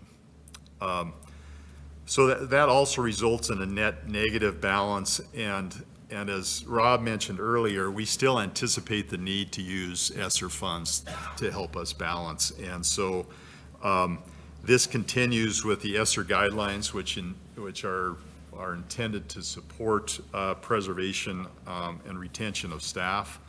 And so we would likely continue with that ESSER support directly within the general fund, even with the running of those levies as previously mentioned. I've identified some other offsets that are potential offsets. One would be a position savings. This is where we get a better look at our year-end position and identify any savings in the budget that we could recognize and further benefit the bottom line in the budget. And then ESSER support, as I just mentioned, but that could also be in the form of one-time only support that similar to what Rob talked about. Unless there's any questions on that, I would move on. Are there any questions on that, please? I have a question. Under the elementary, what does C&I adoption mean? Oh, it's curriculum and instruction. Sorry, thank you. I missed that one. So that's also an estimate, the curriculum and instruction adoption. So the next several pages provide some background information just on the funding piece to the general fund. And so first we're looking at the elementary general fund with all of the revenue sources broken out. And as mentioned before, and I'll just refer back to this trustee handbook that we shared with all of you. And there's an excellent attachment from OPI that talks about school funding, and you can kind of dive deeper into the weeds on the calculation of the maximum and base budget. And this really brings it home more towards our school district and our school operation. And so on page 48, you'll see the list of funding components for our general fund budget as projected. And the two highlights, again, if you go down to the fifth line, you'll see the base levy. This amount represents the local levy that we're obligated to run, obligated to assess in support of our base budgets. And so you'll see that from this year to next year, that amount is anticipated to go down by about $122,000. That means we have additional state funding that's picking up that shortfall. Then the over base levy is $294,791. So this represents all of the local funding for our general fund budget. And the net between the two, the voted levy and the permissive levy, is an increase of $172,000. And overall, what that means is the increase to the elementary budget is funded 21% with local and 78% with state funding sources. You'll see down below some reference to our A and B, and then the net mills levied at 1.2. And then you'll see the A and B pieces there. Jumping to the next page, the high school, again, focusing on the two local levy pieces, the permissive levy, which is part of the base levy, that would go up 140,000, and then the over base goes up 525,000. That's the voted portion of the levy. Total increase is 666,000 of the 2.1 million increase. So that represents 31% locally and about 70% from the state. And you'll see the net mills there at 2.15. The next slide is something that's really peeled out of, pirated from the OPI website, and it's sort of an excellent description of and visual of how the base and the max budget work. So the base, as I mentioned before, is what we're obligated to adopt as a school district, and the 35.3% represents 35.3% of the basic and per A and B entitlement. Those are the two funding components, one of which is tied to our enrollment and the other is tied to the size of our district. It represents, 80+% of our budget, that calculation. The 44.7% is also of those two entitlements, and each of those percentages reflect how much funding is coming from these various sources. So 44.7% of the per A and B and basic entitlement comes through direct state aid from the state. The 35.3% of the per A and B and basic entitlement is split among these sources. The GTB, or the guaranteed tax base aid, is really an offset to the local levy, and the GTB is a statewide allocation based upon our relative tax value to the tax value across the state. And so we do get subsidized, and if you go back to those previous slides, you'll see that the GTB is going up and has gone up, and when it goes up, our base levy goes down, all things staying equal. So we're benefiting right now from increased state funding for our district. And then finally, you'll see the other funding components which are funded at 100%. There's 5 that are listed, and then the final one is 140% of the special ed cost payment. That's a combination of 2 block grants, the instructional block grant, related services block grant, and disproportionate cost reimbursements. Those 3 pieces make up the special ed contribution from the state. Taking that slide one step further, we just built our numbers right into that same looking visual. And on the left, you'll see that the budget would be adopted at 99%. This is without the voted levy of $294,790. And then on the right, it's with all the other funding components included. There's just one quick correction. If you look on the right side there on page 51, 8.1 million represents the local levy that's been voted, and that stays as a funding source as long as we continue to use it for year over year and for a period of up to 5 years. If it's not used, then it goes away. The local levy is reduced by non-levy revenue. So you'll see 4 lines down, there's 25,000 of non-levy revenue. 15,000 of that is interest earnings that offsets our base budget. 10,000 is tuition, and this is for out-of-district students attending our district.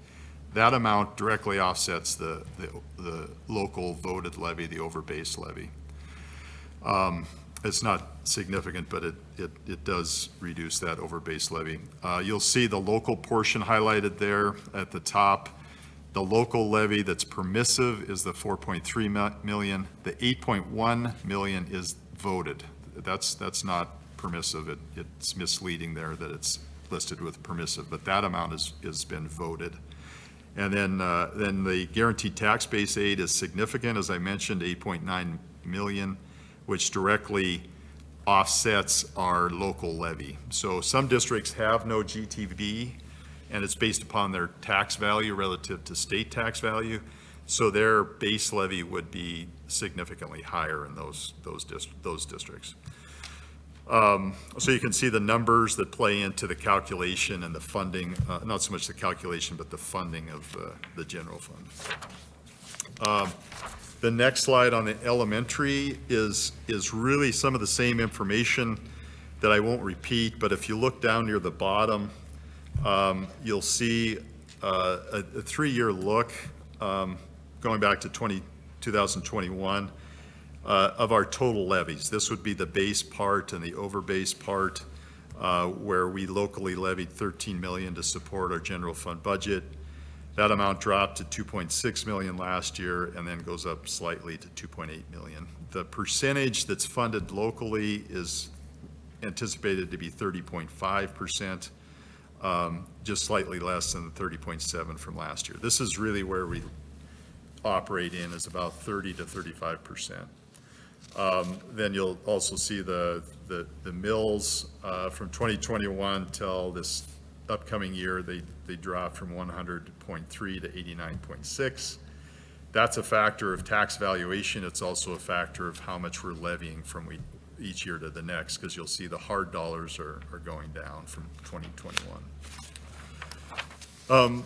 That's the elementary. The high school is on page 53 from a revenue standpoint, and this is the same comparison, same look with and without the voted levy, and the 98% funding on the left side versus 100% funding on the right.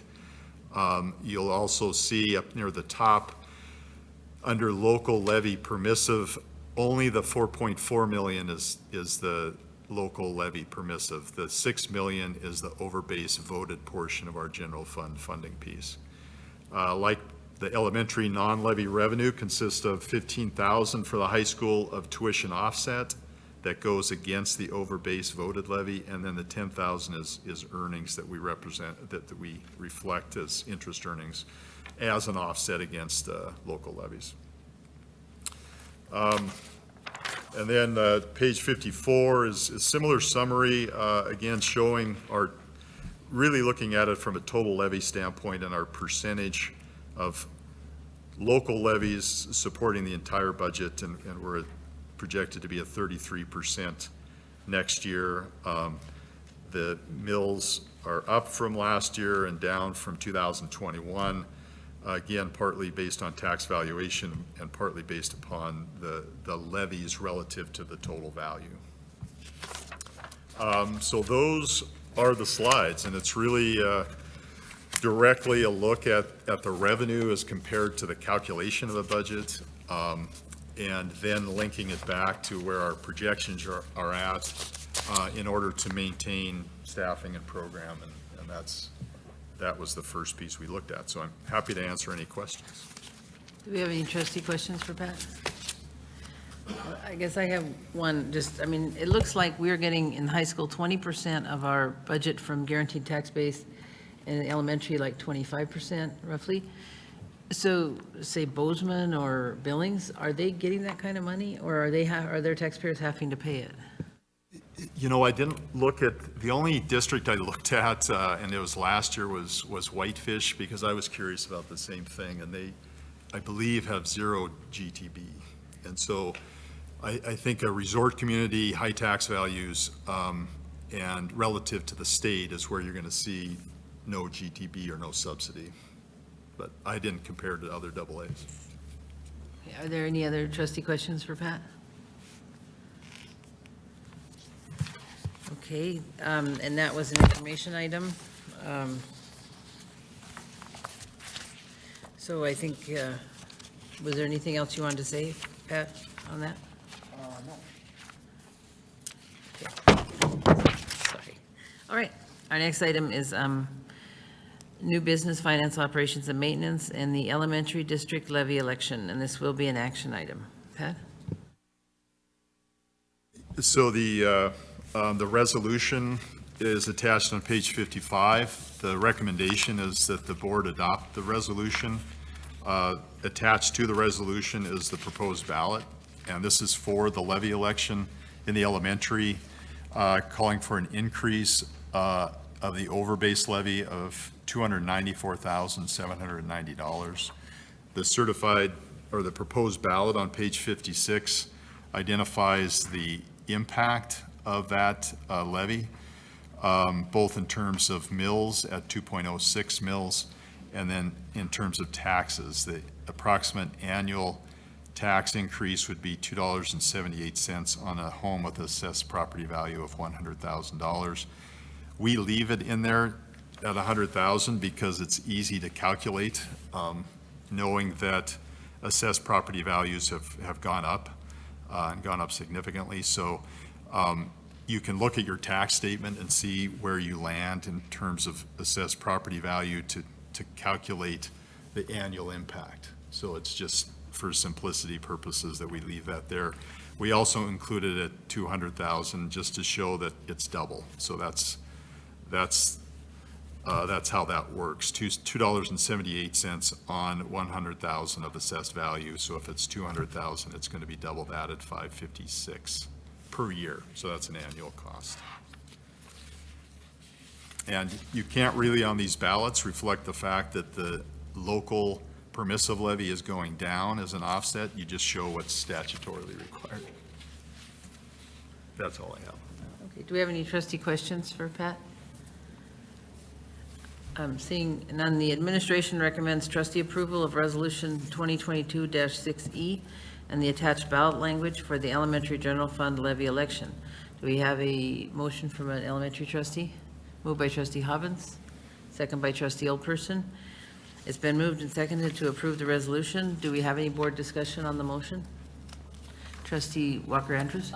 I'm just assuming that I don't vote on this, the high school ones do not? Okay. Yeah, the full board votes on the high school, just the elementary on this one, so.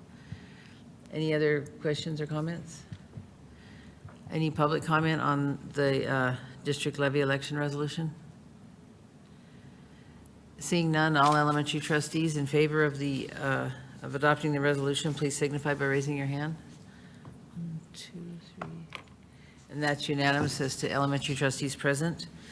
The next agenda item is the same. Well, no, it's the trustee election update for the elementary, again with Mr. McHugh.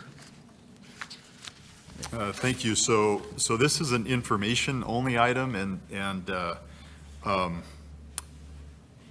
the reason is that our election office has received all the applications for trustee, and there's really no action that's further, or that's required any further by the board. April 1st, or excuse me, March 31st is the last day for withdrawal or write-in candidates. So there's still opportunity for change, but as of right now, there are 6 elementary candidates for 3 open positions, and they'll appear on the ballot in alphabetical order as per the statute. Any trustee questions for Pat? Okay, so that was an information-only item. The next agenda item is the high school district levy election. Do you want to go ahead with that? That's an action item. Yes, thank you, Chair Lorenzen. So similar to the elementary levy election, this is the recommendation that the board authorize the levy election that's referenced, or the resolution calling for the levy on page 57. This would be a $525,962 increase in the voted levy. It would be voted per the ballot on page 58. Like the elementary ballot, this ballot also includes the estimated increase of mills at 2.04. It also identifies the tax impact. And annually, for a $100,000 assessed property value home, it would be $2.76. Like the elementary, you can double that for a $200,000 assessed value home. For a taxpayer that lives in the elementary district, their increase would include both the elementary and the high school ballot and tax impact. And so they would be voting on both of those ballots if they're in the elementary district. That's all I have. Are there any trustee questions for Pat? Okay, seeing none, do we have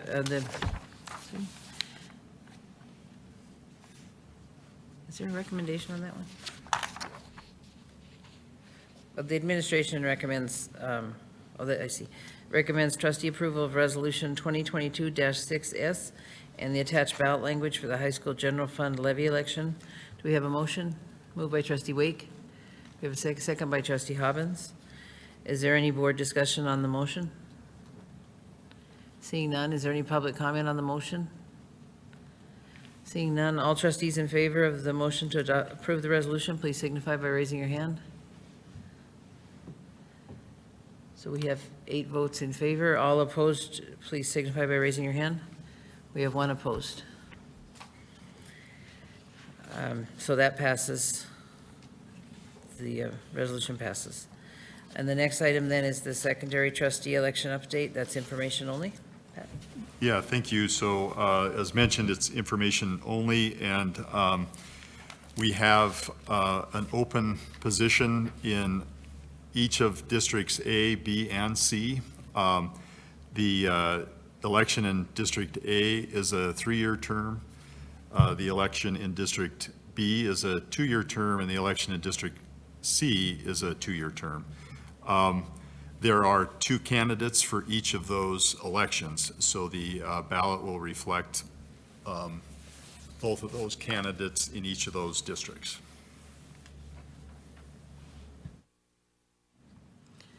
Okay, do we have any trustee questions for Pat? Okay, any public comment on that? I got that before. Okay, then our next topic is approve a grant application summary. It's a secondary item, and it's an action item. Pat? And I'll just introduce it. The attachment, it has been updated, and so the matching funds required from adult education are different. They're a little bit higher. And Director Monique Fortman's here and can talk about the grant and how it's functioned in adult ed. Thank you, Mo.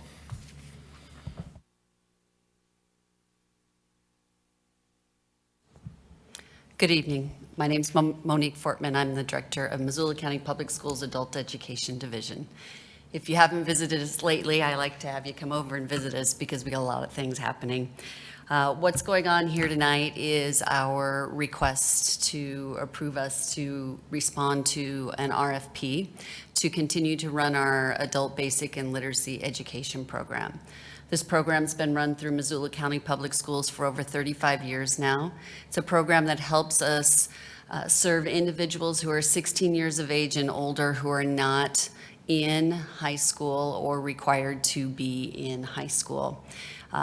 The primary goals of these programs are to ensure that they have the basic skills that they need to either go on to post-secondary education, some type of employment training, and or to be self-sufficient in our communities.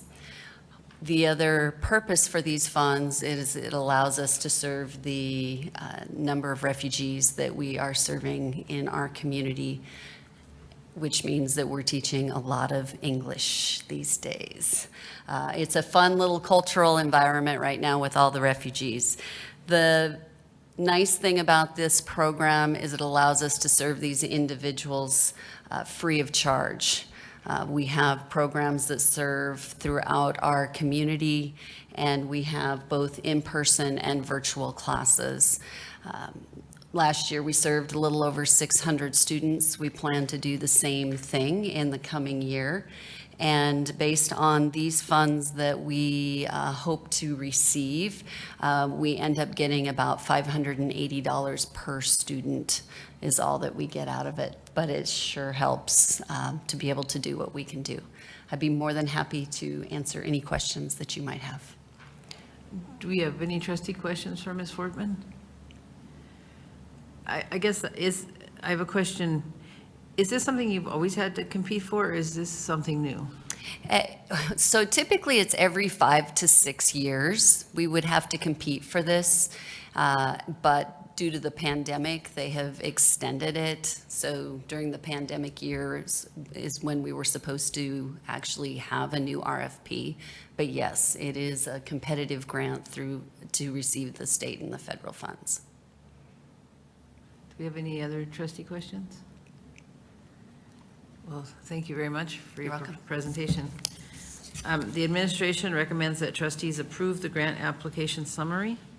This is a full board item. Do we have a motion? Moved by trustee Hobbins, second by trustee Wake. Is there any board discussion on the motion? Seeing none, do we have any public comment on this motion?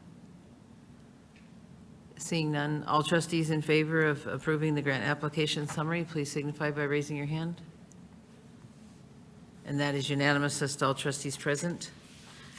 Our next agenda item is operations and maintenance, Montana's lead reduction in school drinking water. This is an information item from Dr. Watson.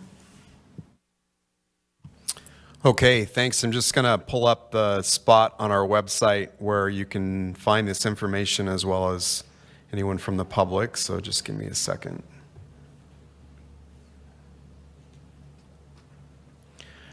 So what you see here is our district website. Tyler, our communications specialist, has created a button on the main page for lead testing results. This will be updated as we get more results. At the time that I wrote the agenda item, we only had a handful of schools, but now we've received results for every school. So this has been updated for every school.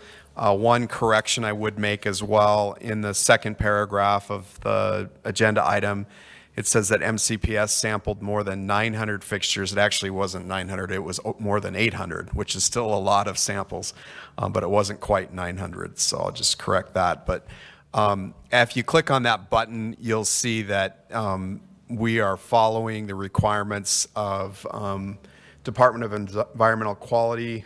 There's a sampling process that we're required to do. The new state requirements are we are required to sample any fixture that could be used for consumption. So that's quite a few fixtures, as you can imagine, in every school building. So we did our sampling in mid-February. Burley's here and he can describe the sampling process if you're interested. But we did our sampling in mid-February, and to late February we got our results. First part of March, got our final results just over spring break last week. So all of these have been updated. And this is the chart that shows every school. You can see the percentages, which percentage of the faucets came back less than 5 parts per billion versus percentage between 5 and 15 parts per billion versus percentages over 15 parts per billion. Over here on the left-hand side, you can click on any one of our schools. Let's take a look at Lowell, just because it's one of our newer buildings from the construction, so you can see that most all of Lowell's came back pretty good. There was one concern in a kitchen sink in that facility, so that came back in the red. That's just one example. See if I can go backwards.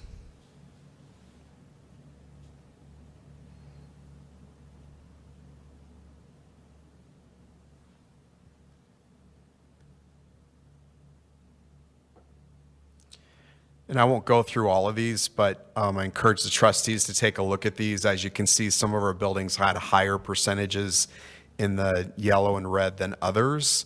You might ask a question about some of our newer buildings, why they would have any that came back in red or yellow, and really it's a matter of where the fixture originated from, or is it something in the pipes. So there's a lot of things that that could cause this. A couple of things I want the board to be aware of. When we received the results, we notified staff and families, and that we felt it was pretty important to maintain that transparency around that. So we sent emails to staff and families as soon as we had the results posted on this page. And then the other thing I wanted to mention is that there are some mitigation strategies, although none of the strategies are completely easy. So one of the strategies obviously is to turn off the faucets that might be impacted. And we did that in several situations where we shut down the faucet. If it resulted in a drinking fountain, for example, that's out of service, then we looked at, a number of drinking fountains close by. We looked at adding water fill stations at some of our buildings. A lot of these happened in classroom sinks, so we instructed the teacher not to use the sink until we could get over there and assess the situation.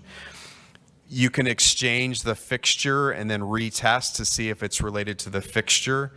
If you retest and it still comes back yellow or red, then it's probably not the fixture, it's probably in the piping, which could be a more serious problem. But most importantly, we closed down anything that we had concerns about, and we're working on mitigation strategies. I appreciate Burley being here. He's been very patient through the meeting, so thanks, Burley, for being here. But he can answer any more questions you might have about sampling procedure or about, why one faucet came back yellow or red, but an adjacent faucet may not have. There's a lot of science that goes into the sampling, but also some of the processes we have just in the facility itself and where the fixtures are located. I would like to say that any communication that we've had with parents or students, it's been about, what should we be looking for with related to this. There's some great sources on the website. We've been pointing people to the Department of Environmental Quality. They have a whole webpage dedicated to drinking water and some of the hazards with lead in drinking water. We've encouraged parents to check with their healthcare provider regarding a lead test, or check with the health department. They are offering some limited lead testing as well if a parent decides that that's something that they want. But just most importantly, the notification process was really important to us in getting these faucets shut down as quickly as we could. I would just open it up for any questions you might have or any questions you might have of Burley. Does anyone have questions for Burley about this? Well, I do. My questions are around money. How much is the testing costing? Is it coming out of general fund? Is there some insurance that'll pay for this? Yeah, so the original testing for this go-around was grant funded. And so the school district was not liable for any of the charges for the testing program. There was some grant money set aside for schools. I believe they were looking at trying to give $1,000 per school until funds ran out. And those funds, what I've been told, are pretty much exhausted. So there's not a lot of funds there for any kind of mitigation. It's going to ultimately come back to the school district. There are some funds potentially from ARPA, and we'll be working with, and it's kind of been given to the city, and we're going to be working with the Missoula City a little bit on potentially gaining some funds from there for some of the mitigation as well. And then they're also looking at going forward. So this will be required every 3 years. There are some exceptions where you can do it 5 years depending on what your results were. I don't think any of that's been determined from the state yet, but so we're just going to plan on doing it every 3 years, and they're working on grant funding for that too, but it's still kind of unsure at that point in time. Then the other funding piece that Burley didn't mention, but the time involved, was Burley and several of his staff members over the course of a couple of weeks to collect the 800 samples was pretty extensive use of staff time. Okay, do we have any trustee questions? Okay, and that's the information item. Do we have any public comment? Okay, seeing none, we'll move on to the next agenda item, which is C, Personnel Negotiations and Policy, to approve the elementary, middle school year calendars for 22-23. And this is an elementary action item. Mr. Rott? I'll kind of give a brief overview. We have 3 calendars we're putting to you tonight, the elementary, middle school, and high school. We will still have to come into later time with the Jefferson, Willard, and Sealy calendars. As a reminder, our calendars are part of a committee process. We have 3 teachers at the elementary, middle, and high school, as well as 3 administrators. We meet and review the upcoming calendar year and arrive at a suggested calendar to bring to the board for approval. I don't know that there are really any highlights to point out that would differentiate things from prior years. I would make mention that the March spring break is in alignment with the university. We've kind of been collaborating with them over time, so they have modified theirs to match ours as well. And next year, the winter break would be shortened, but that is because Christmas and Christmas Eve and New Year's Eve fall on a weekend. So I'd be glad to answer any questions you might have specific to that. I would note that we are having an independent middle school calendar this year, not because it's so radically different, but because we thought it would be easier for families. The middle schools work on a semester system like the high schools, whereas the elementaries are on a trimester system, and we didn't want to cause confusion with parent-teacher conferences. Okay, are there any trustee questions for Dave?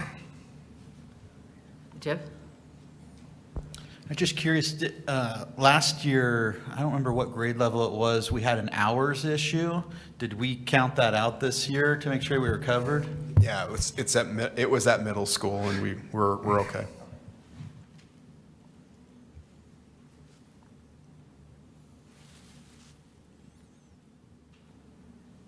What, I'm sorry. I thought Colin was going to ask. Oh, I'm sorry. I guess related to that, and so is parent-teacher back then? No parent-teacher? There's one for middle school. It's in the fall, but there's not one in the spring. There are parent-teacher conferences in the elementary, though. So I guess I'll ask why. Because I thought this year it got dropped because of unforeseen consequences.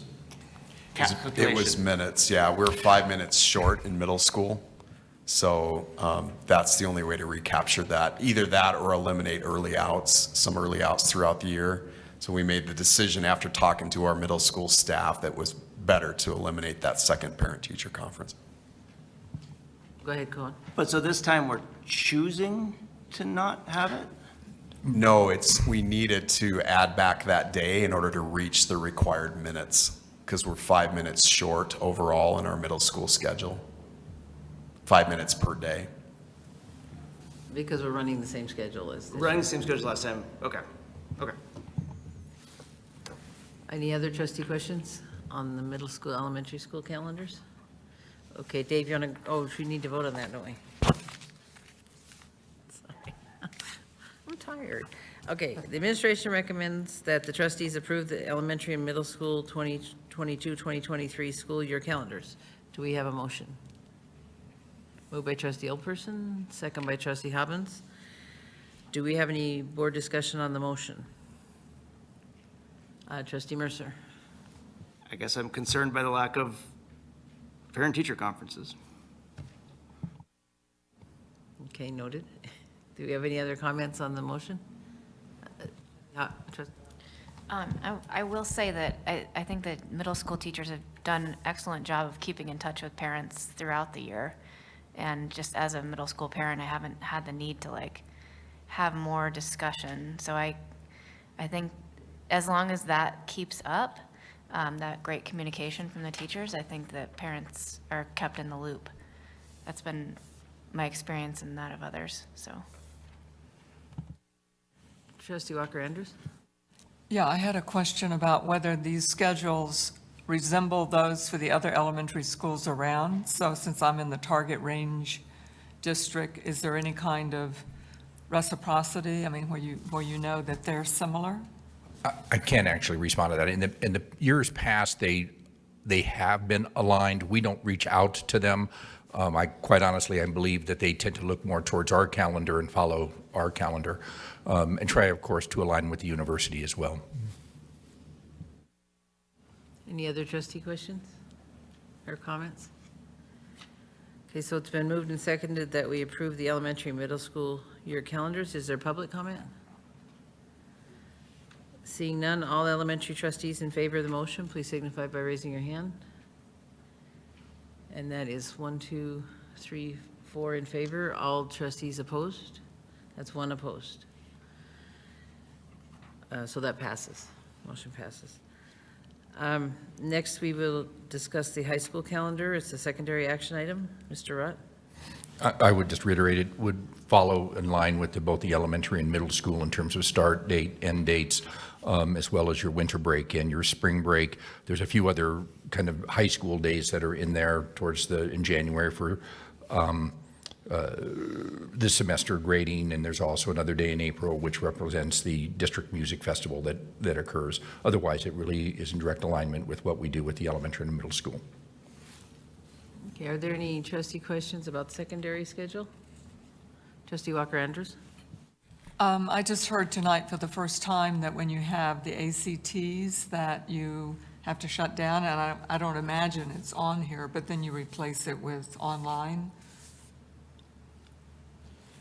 Yeah, unless we can schedule for that, but it is different from year to year. One year, the ACT was too close to spring break, and so we actually did the makeup assessment rather than do the day of. So we don't know that till next year, so it is a little bit harder to plan for.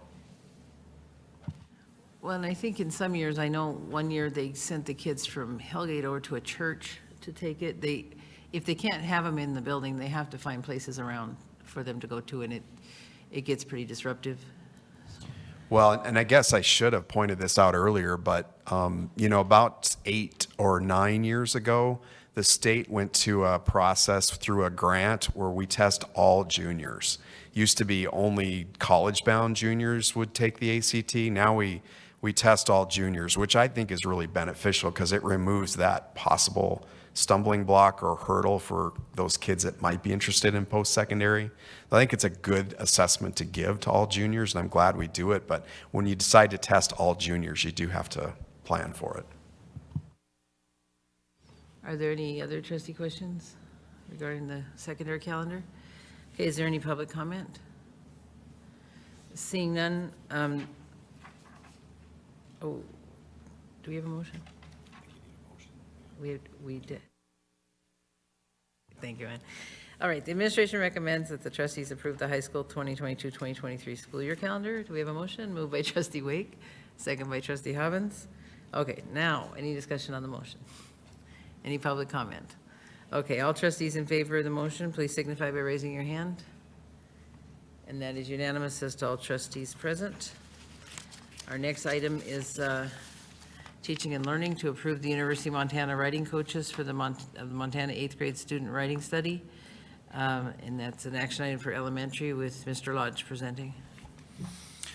Yeah, it's pretty straightforward. In the packet, it says that the writing coaches have worked primarily with 8th grade students in our 3 middle schools.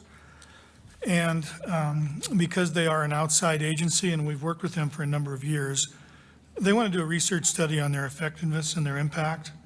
So what happens is that an 8th grade teacher would assign a book to be read. The student would write a paper off of that book. Some of the kids would then be critiqued by the writing project coaches. Some of the other kids would not. So they want to compare the two groups and see what their impact has been and see how they might adjust their methodologies to improve the project. They want to do this next fall. Of course, all the information about students would be removed. It would be totally anonymous.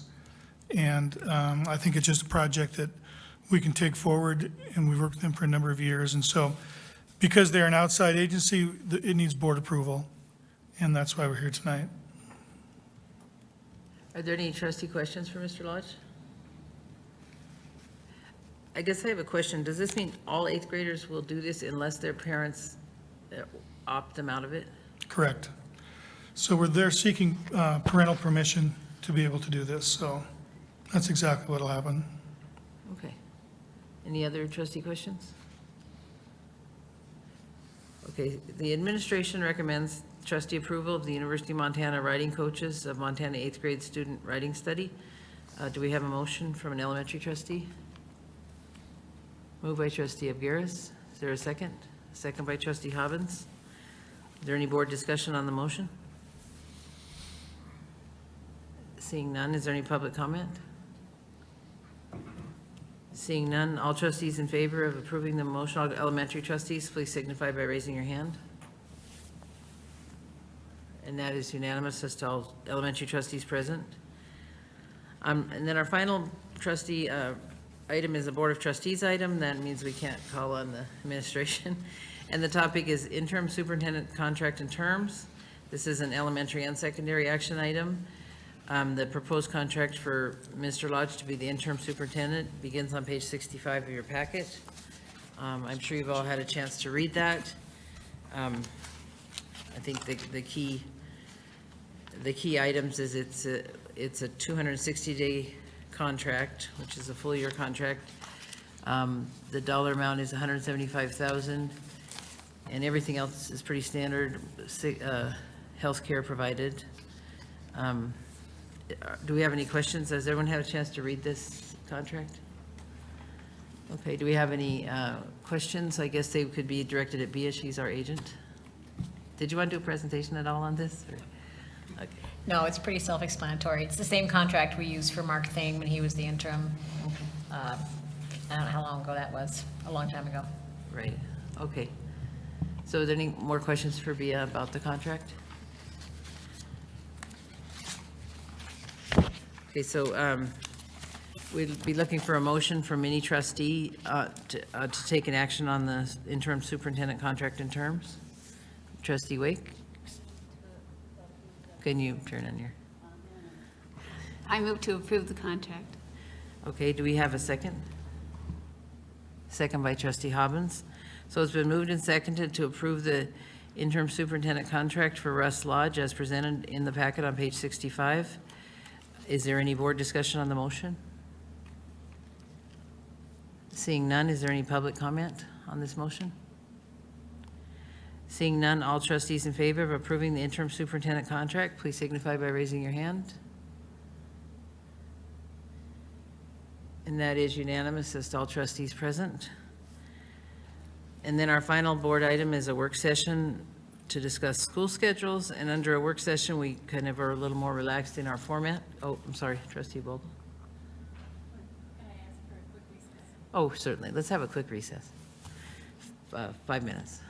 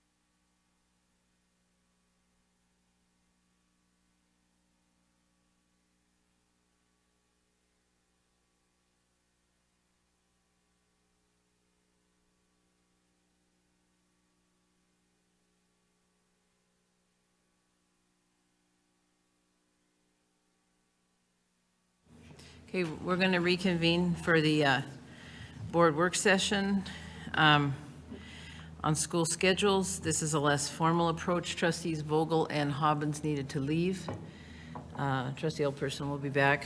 So I know we took some comment at the beginning on this. We'll take additional comment, I think, at the beginning so the board can consider what we hear from the commenters. So I think at this time, we'll take public comment on the school schedules. The same rules apply, 3 minutes per person and no infringing on the rights of others. So do we have any public comment on the board works, on the school schedules that hasn't been heard yet? Okay, seeing none. I'm sorry. Oh, okay, no rush, I guess. Time out. Trustee Gale had to leave, just so you know. Okay, Trustee Gale, yeah, but we won't be voting, so I think we're fine as far as quorum goes. Trustee Mercer? Can I throw out just a question? There was, in the past, before my time, there was some looking into this idea, right? There was a subcommittee, is that? On the late start? Yeah, I would just. Yeah, there was an extensive research into starting high school later, and the board directed the administration at that time to find a way to do it, but it just hadn't happened until this year. Well, the year before as well with COVID, but. I have some information about that, Trustee Mercer. I was going to share some outcomes of that report. Oh, we're getting a timeout from the attorney. Okay, well then, everybody stand down.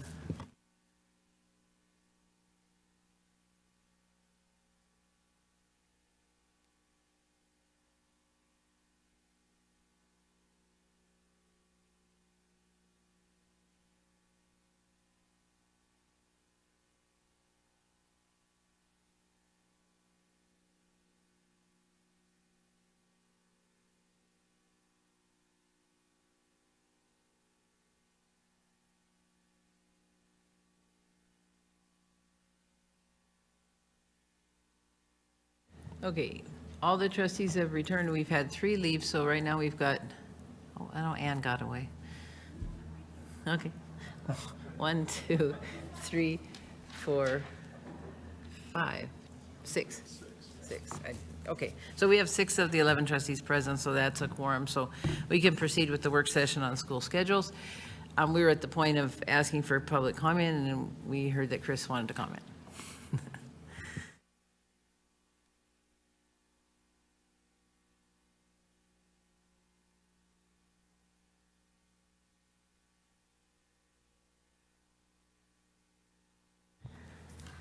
Hi, I'm Christina Stevens. I'm the principal at Jeanette Rankin Elementary.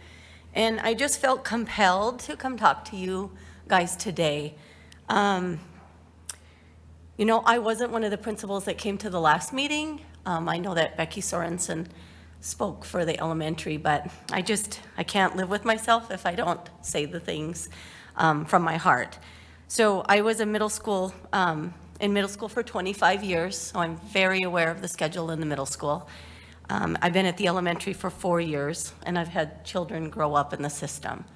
And I know that there's been a lot of talk about the schedule, and I guess my frustration lies in that, you know, we've worked hard with our staff through these last 3 years through COVID. You know, when presented with the schedules, we met as an administrative team. We all had representation, the high schools, the elementary, the middle school. And we all strongly agreed on the schedule that we used to have.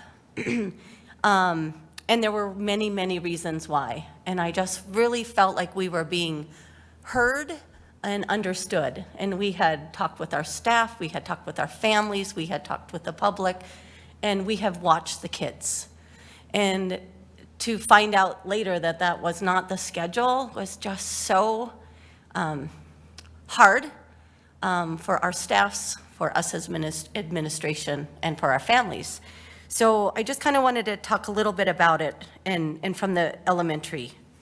In the elementary, you know, it's the time factor that when you have the little kids, the very most important thing that you're teaching those kids is to read. And we work so hard to teach those kids to read. But I thought about it today a lot, kind of like exercising. If I'm out of shape and I add more hours to my day to exercise, does it do me any better? And I think about that with reading. Yes, we added time to the elementary schedule. We added, and I want to think about this because we started at 8:25 and we used to end at 3.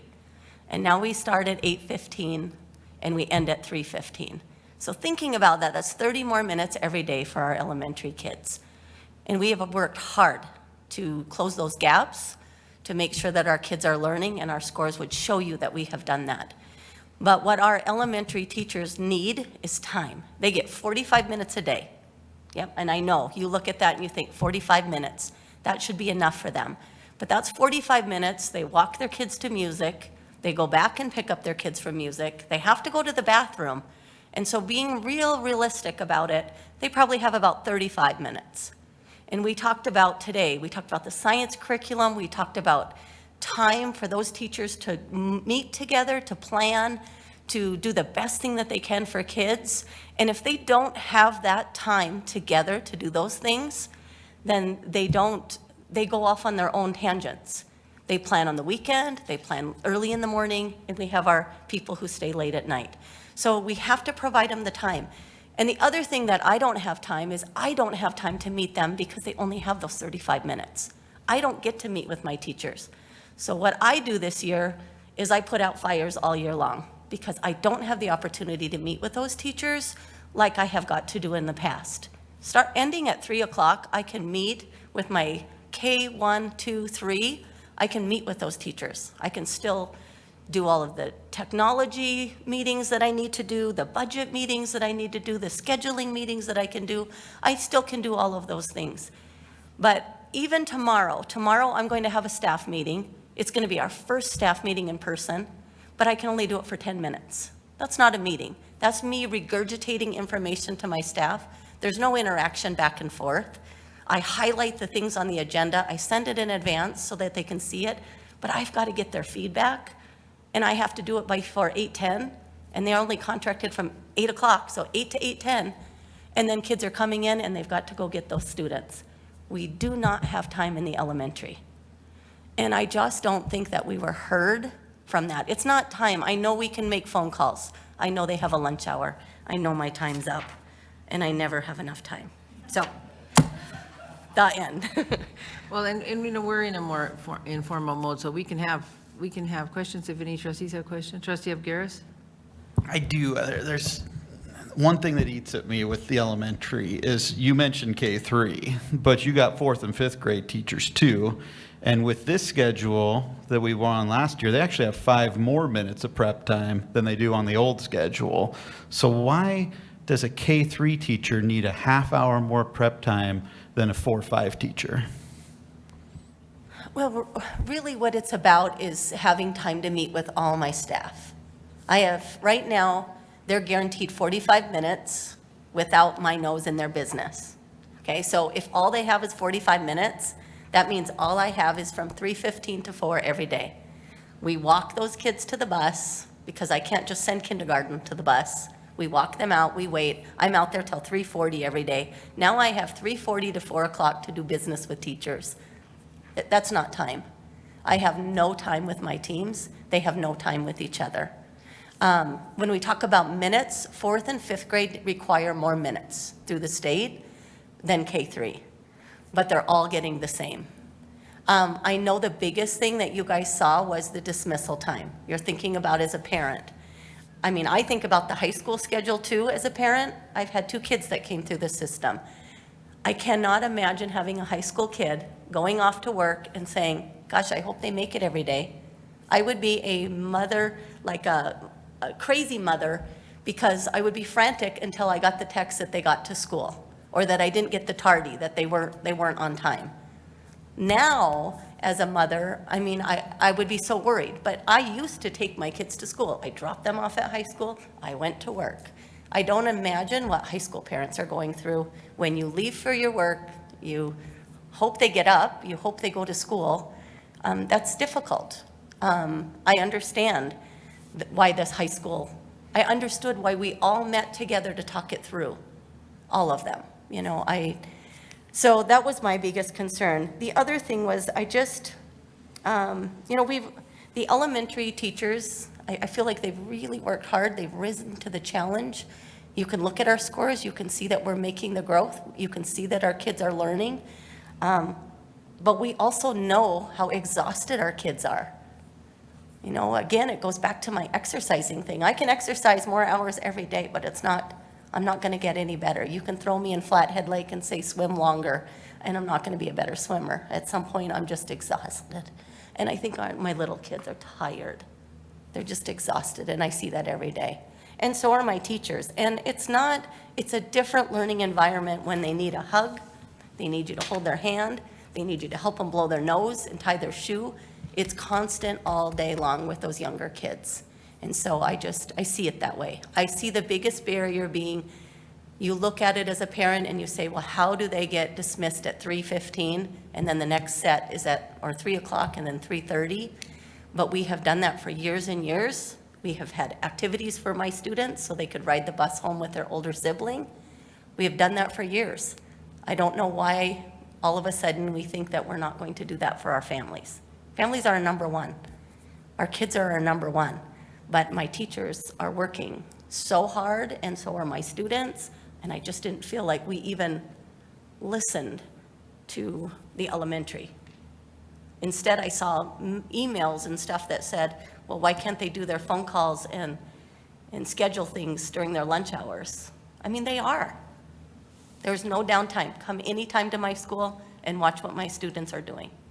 Anytime, and my staff. Go ahead. And I hate to harp on this, but I have to ask again. You had mentioned staff time, and it's just,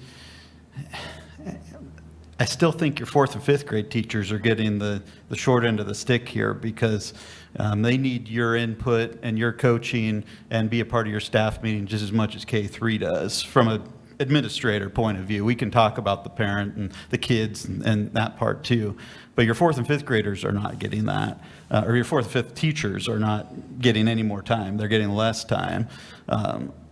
The other thing is I would assume is specials, when specials are going for your teachers, is that considered a prep time for them as well, since they're with specials?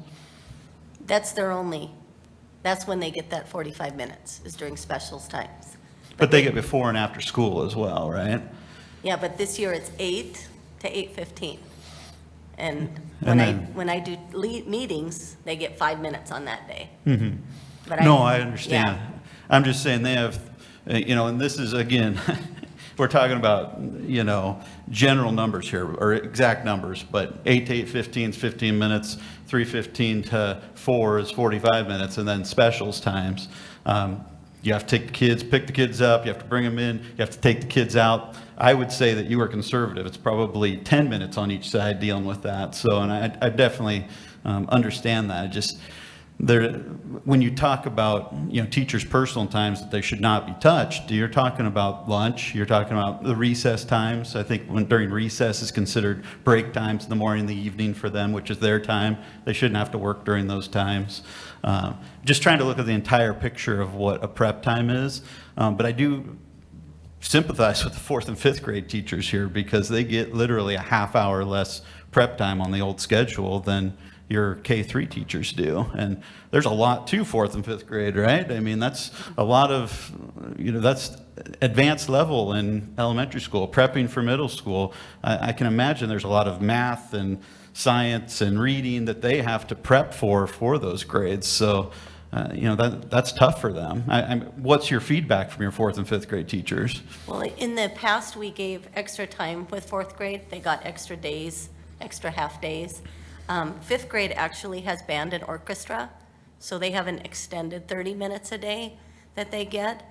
And really, for my 4th and 5th grade teachers, they have continued to meet with me during the epidemic, even though during their contract time they don't have to. I have kept their times on my calendar, and if they want me to meet with them, I will come meet with them, but I can't force them to meet with me, kind of a thing. But it's been way more difficult because I don't have my eyes on the classroom. I'm not seeing, I mean, I do in the classroom, but I'm not with them planning. And when we're talking about science, you know, I listen to you guys talk about science. I can't possibly imagine if you guys had your hand on every single curriculum thing we do, because mystery science is something we talked about tonight, and we actually started looking into that because we have to test these things to see if they're any good before we make huge purchases. So our school has actually been doing mystery science, and we love it. And in order for us to get to a point where we can, and Project Lead the Way as well, we have to dip our feet in it and find out what it is. And if we had to wait for your approval for everything, I don't know that we would ever have time to try these programs. So I just wanted to say that too. I want to meet with my teams. I want them to have the time to meet together. It is so critical. In the middle school, they were guaranteed a block of 42 45-minute periods, and they had no lunch duty. Now, they don't do lunch duty here, but they do recess duty in the elementary. They walk their kids to and from. In middle school, they do not do that. There's a lot of minutes on every single time, on every single side, and I just don't think that people understand, you know, the sheer pressure of teaching kids to read at this level is significant. And I just don't think that people understand. It's not a minute by minute and I'm trying to be even. But when you look at a middle school schedule and a high school teacher schedule, and you look at my elementary teacher schedule, 45 minutes all day long is not a lot of time. It's just not. And at the end of the day, I can't make a difference in 20 minutes. Okay, well, thanks, Chris. And Chris doesn't have to answer for the district. No. And so, and what I wanted to say about it isn't a new idea that having our K-3 out of school half an hour early is a problem. I think a lot of people perceive that as a problem for a long time. And if you do the math, that's 90 hours less instruction in a year than their counterparts are getting in the K-8s. So by the time they finish third grade, they're down 360 hours. That's a lot of days. And this is not on you. This is Russ's problem. So I think my sense is that COVID let us break that. We've always done it that way in Missoula. And, you know, Hellgate Elementary, I'm sure doesn't do it that way. I've asked around. Target Range, the other schools aren't sending those kids out early. And so I was a little surprised when we were talking about schedule, and in addition to going back to the old Bell schedule, we went back to the staggered outs. And I've talked to Russ about that. He knows the question's coming. Why can't we take staggered outs and put it over here? Because it really is a different question, because the kids just wait on the playground until the bus comes. So it's really a different question than the Bell schedule, right?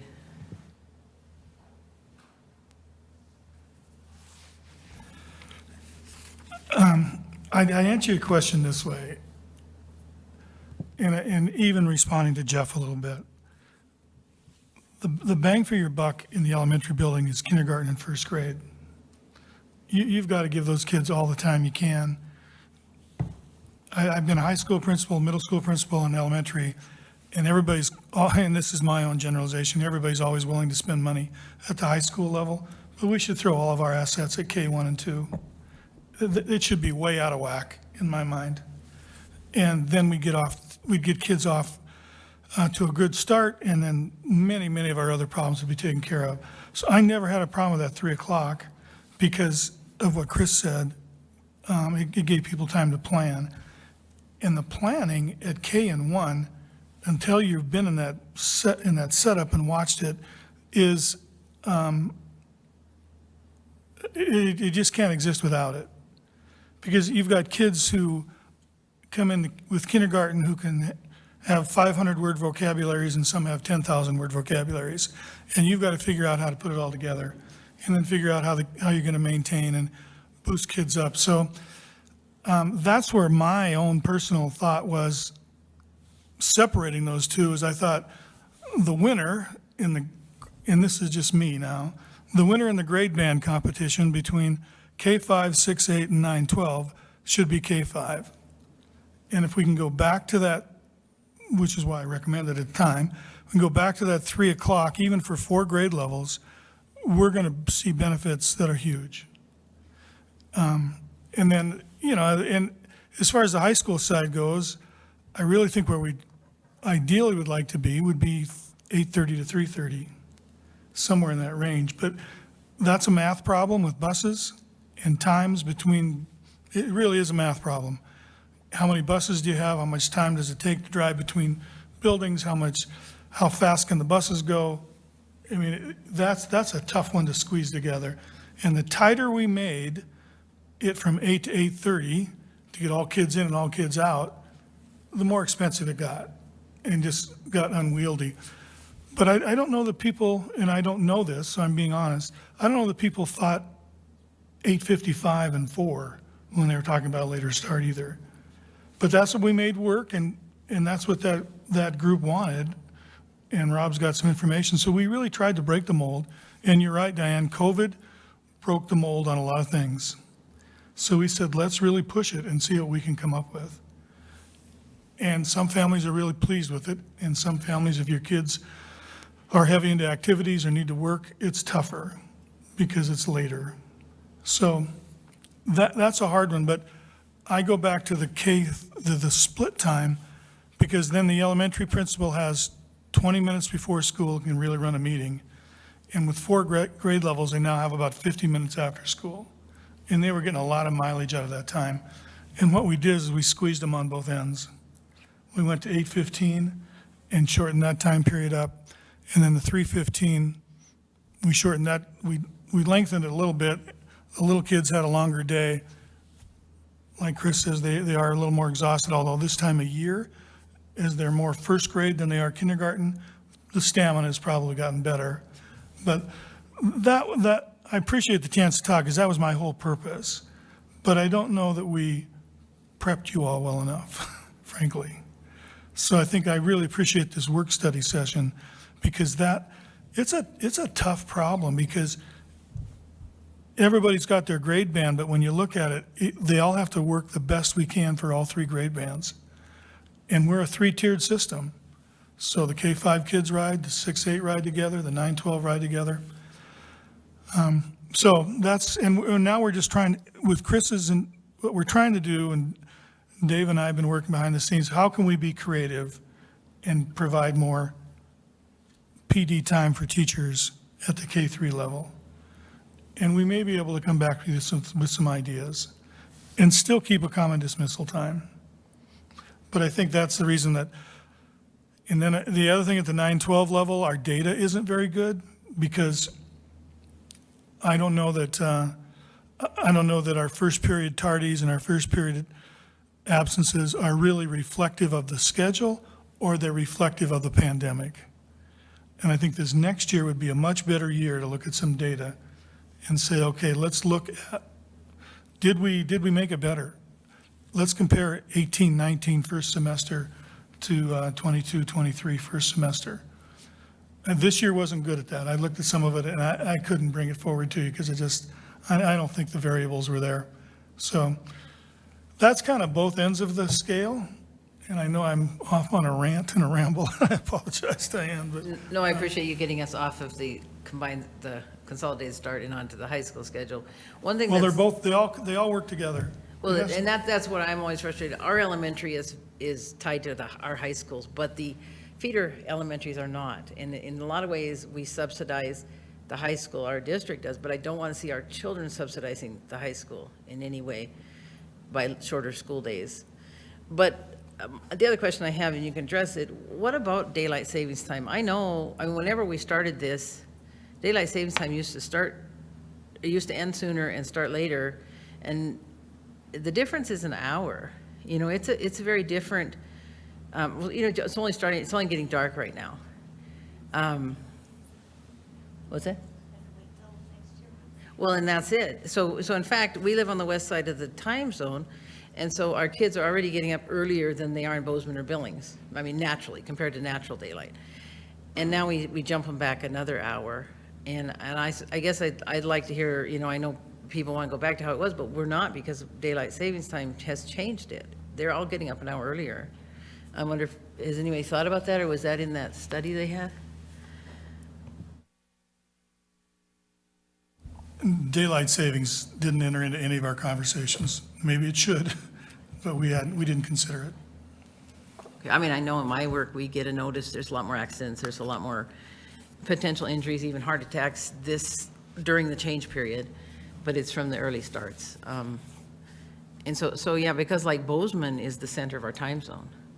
We're way west, and it does make a difference. I think our kids are already getting up earlier than the kids in those other towns. And then we shift them another hour. Okay, did you have a public comment?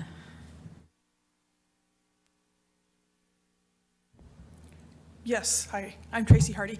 Can you hear me? I'm Tracy Hardy. I'm a teacher at Jeanette Rankin Elementary.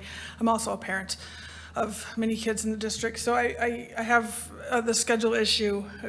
Speaking from a teacher viewpoint, I can reiterate Chris Stevens' comment about we have no time. I'm a special education teacher. There's no time anymore to have any meetings at the end of the day. I have IEP meetings many times a month, and so we've been forced to do our meetings during the school day. We've managed it, but I also have no time to collaborate with any grade level teachers for the most part. School gets out at 3:15, finish up. By the time that happens, there's just no time. No time in the morning, no time in the afternoon. My prep period doesn't really align with grade level teachers. So getting out at 3 o'clock, I had, virtually a whole hour to hit up K1, 2, 3 teachers to collaborate, to talk about kids, and that doesn't happen anymore. As a parent, I have I have 7 children, so I have kids in three school buildings. One of my high school kids didn't get home today until 4:45. He's going to be a junior next year. Getting home 4:30, 4:45 is virtually impossible for him to be able to get a job.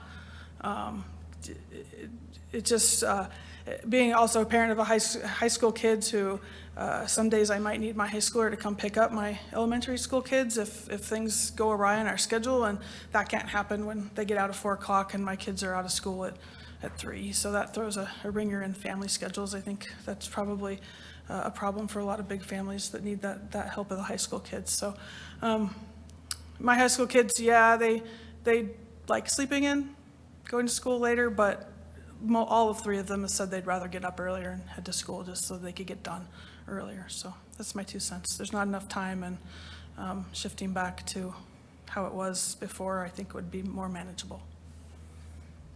Okay, thank you.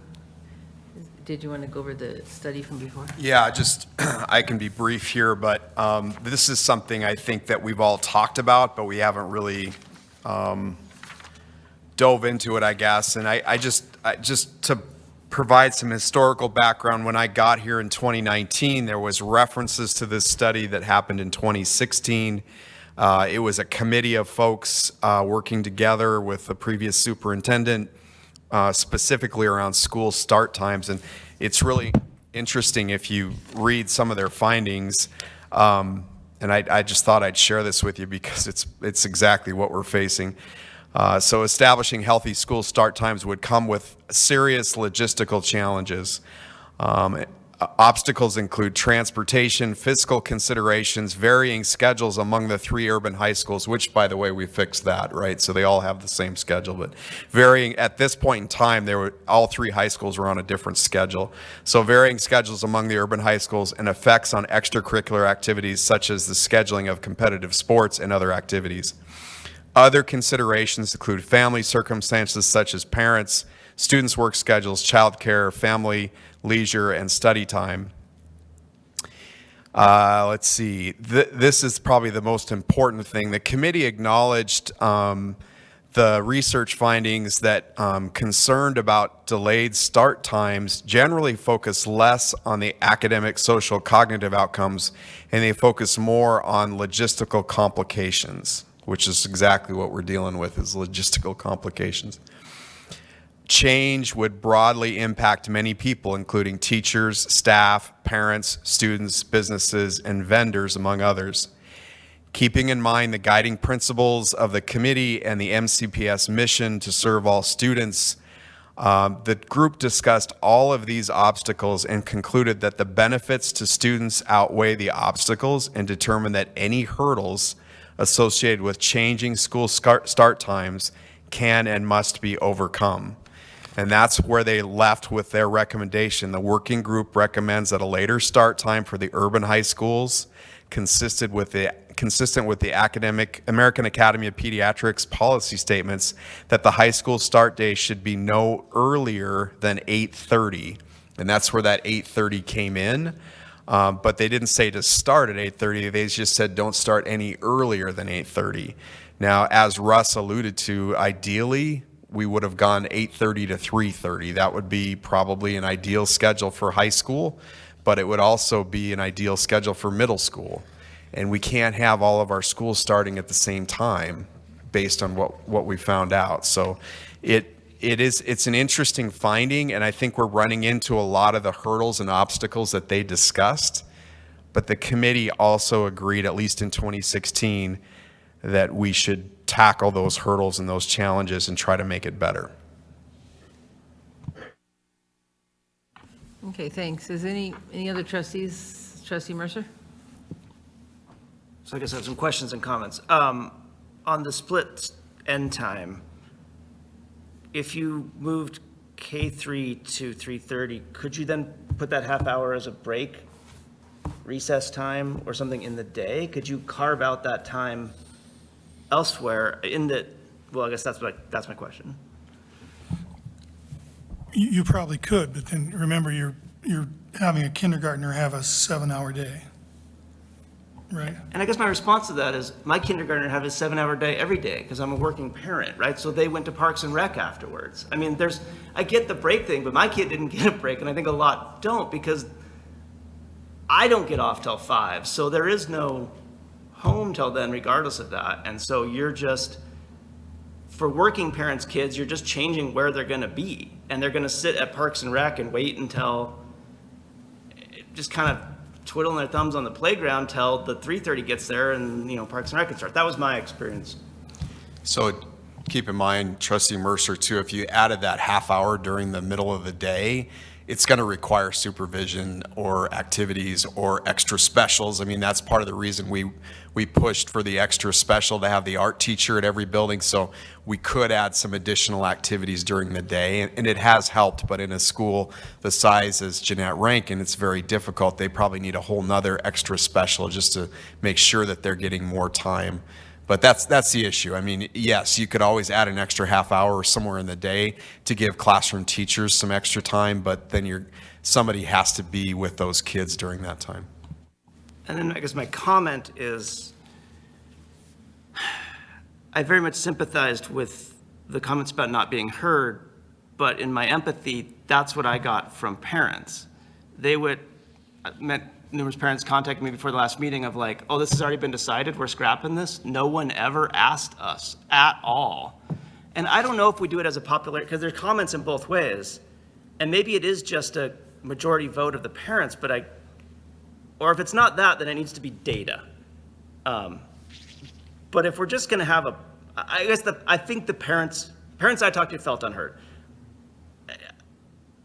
I think we all have our own opinions about what people want reflected of ourselves. I think we should ask, I guess. I just think we should put out a survey and ask.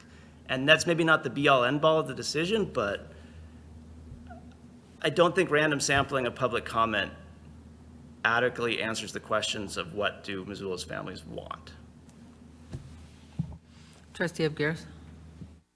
Yeah, and I back up what you're saying there. That was probably my frustration in the beginning too. I've heard more from teachers and parents and the community more in the last 3 weeks since we voted on it 3 weeks ago than anything, because every parent that I talked to didn't feel like there was it was a teacher and administration decision that made sense because for whatever reason. And so I guess that's a little bit of my frustration when I hear someone say that it's a representation of what parents, teachers, staff want.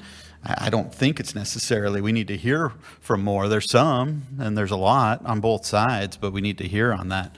Russ, just one clarification. When you say and I understand this, I got a first grader at home, when you're talking about K1, probably even K2, when you're talking about them getting tired during the day, it's not necessarily they're falling asleep at the end of the day, it's that they've lost focus, they're not learning anything at the end of the day.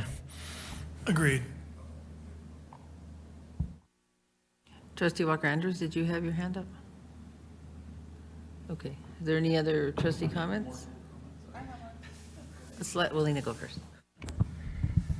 So I'm glad to hear Principal Stevens talk, because I did hear the 3 principals at the last meeting. I heard them, and I think that was, we weren't prepped well enough.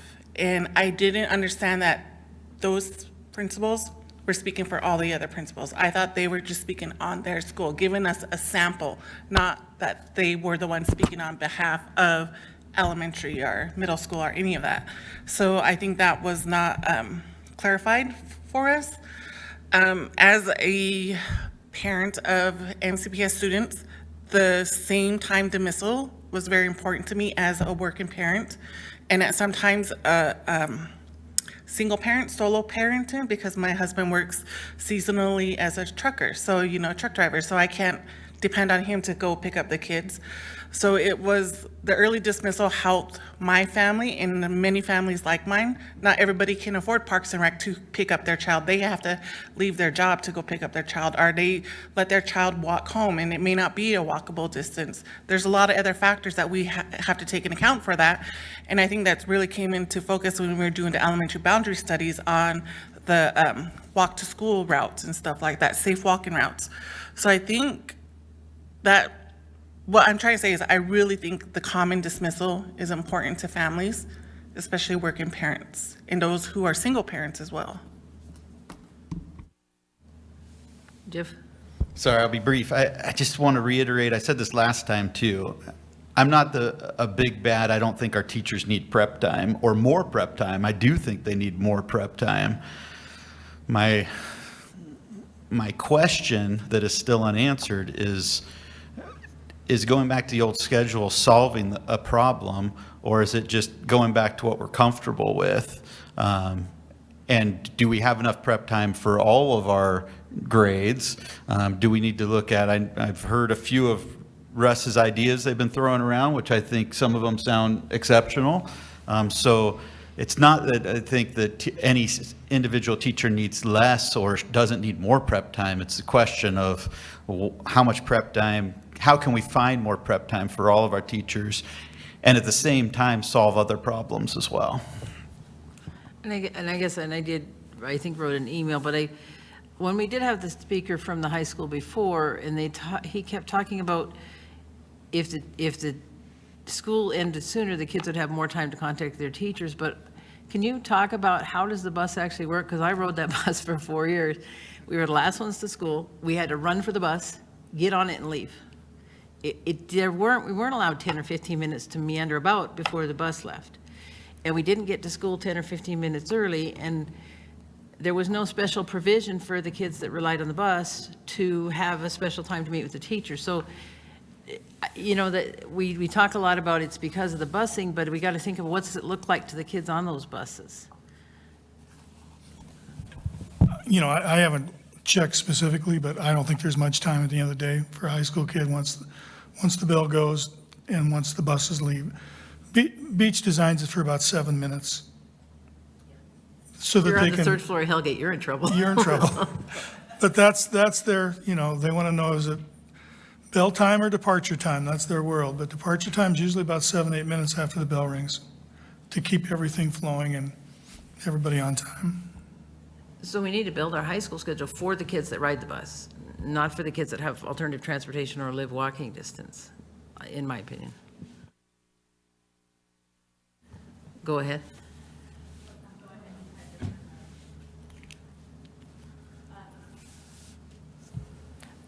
Is it on? Okay. Yeah. My name is Jennifer Whitmire. I'm Kurt's wife. And I have a high school junior and a freshman coming next year.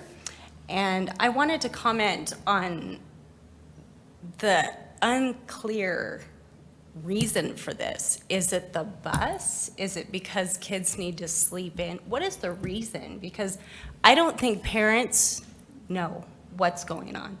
And then in the email, when it says that the board, this isn't usually a board vote, why is it a board vote now? What is the reason? Can Beach not,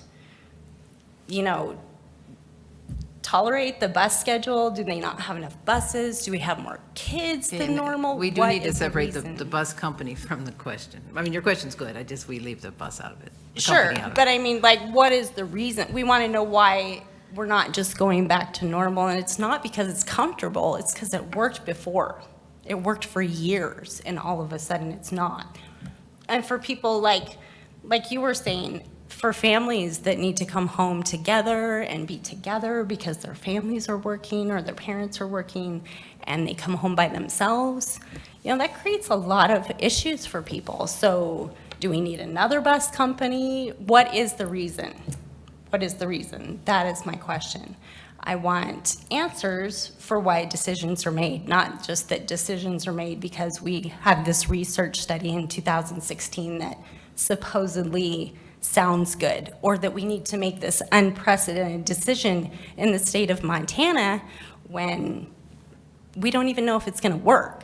And tardies are terrible at Big Sky. They have this sweep program now. I don't know if they do it at Hellgate and Sentinel, but administrators are walking out of their offices.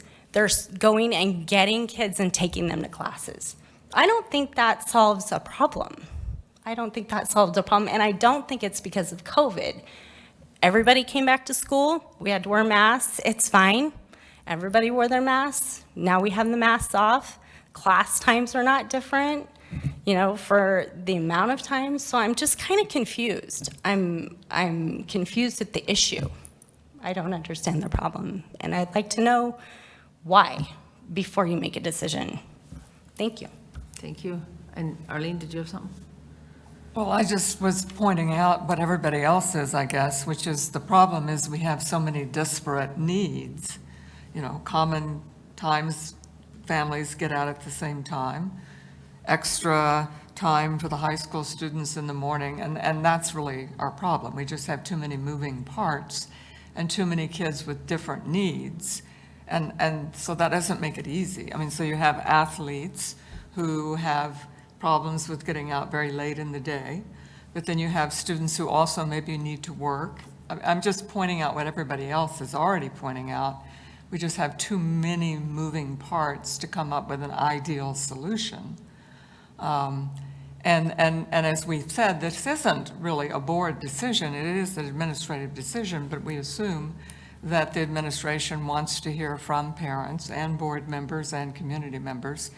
And as Jeff said, I heard from many, many parents before our last meeting wanting the new schedule.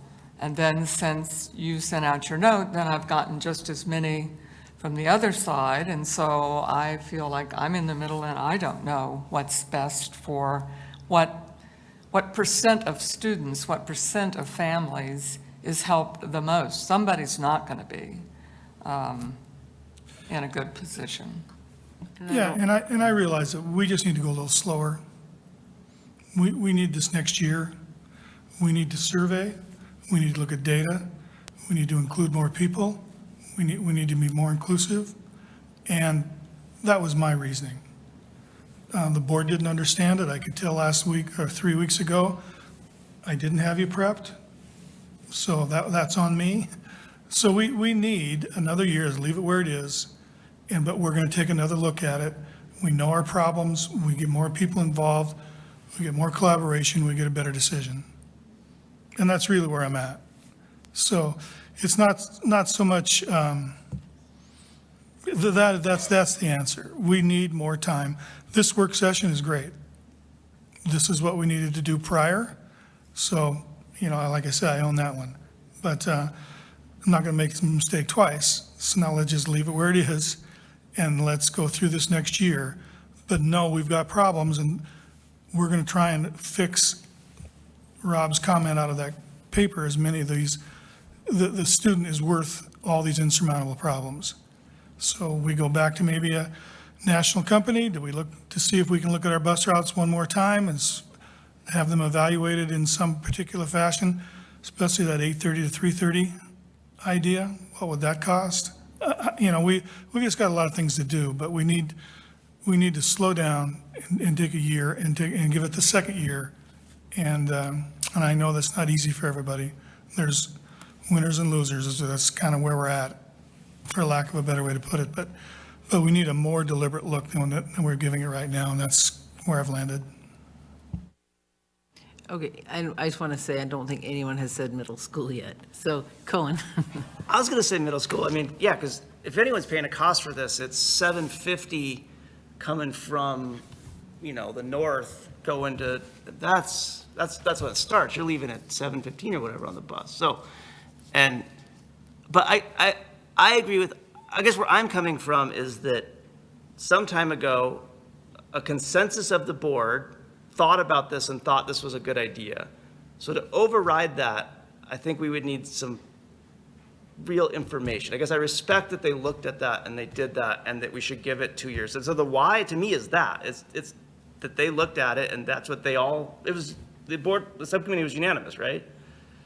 And so I do think we need, I think 2 years of data. I think we should plan towards reassessing this next winter with data and reasons and a survey. And I guess I will reject and say, if this isn't a board matter, then what is? I mean, this is, animatingly important to the people of Missoula. So I don't feel bad about it being a board matter, I guess. Did we have another public comment, or?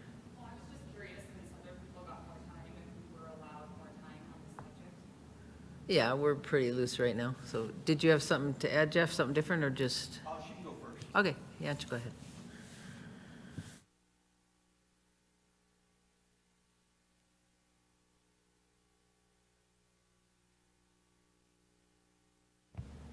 I'll be that annoying parent because I am very passionate about the whole schedule. I have a daughter that's involved. I have 2 kids that are going to be going to high school eventually, and I have a husband that teaches there. And I specifically remember Mr. Watson getting up when this was proposed 3 years ago, saying that it was not ideal, that we needed to work on it, and you agreed that the high school level was too late. And we were told as parents that you would gather that information and evaluate it. And that did not happen. And I think that's why we're upset. And the other thing is for the principal to be here on behalf of all the principals. She didn't just make up that information. That information is coming from students, from teachers, other staff members, and I feel like we are ignoring those people. My daughter's schedule, I just want to walk you through her fall schedule. She is an overachiever, but I'm not going to discipline her for that. She does participate in the 0 period that's offered at Big Sky High School. And she's in the Health Science Academy, so she has a pretty heavy class load. She still maintains her 4.0. She participates in volleyball, and so her practice time was from 6:15 to 8:15 because she was on the JV team. The freshman and the sophomore, because of gym space, they were from 4:15 to 6:15. I initially would leave work and go pick her up because she did not have a driver's license yet. We would drive home. We live out on Mullen Road. We would get home and she would literally have 10 minutes before we had to get back in the car and head back to Big Sky for practice. It wasn't doable. It didn't make sense to fight the traffic at that time. And so we decided that we would pack her dinner. So she stayed at the school from right before 8 o'clock in the morning for the 0 period and would leave that school at 8:15 at night. And I know there's an argument about having more sleep. And I look at the middle school kids too, And there's an argument out there of these kids all need more sleep. They're in their puberty stage. But me personally, I feel like the kids that are at that middle school stage, they are the ones that are getting hit with all of the hormones and the puberty, and we are now requiring them to go to school at 7:50 when we really should be preparing our high school kids to go at that earlier time. And so my request would be flip-flop those two groups. Why can't we do that? And still keep the elementary at their same release time. And actually, I have a question. If you live on Mullen, can you tell us what is the schedule for K-8 at Hellgate Elementary? They have different times. I have a first grader and he is released at 3 o'clock, and I have a fifth grader and he is released at 3:30.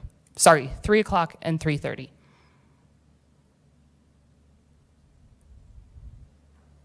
And the 6, 7, 8? It's the same, 3:30 or 3:35.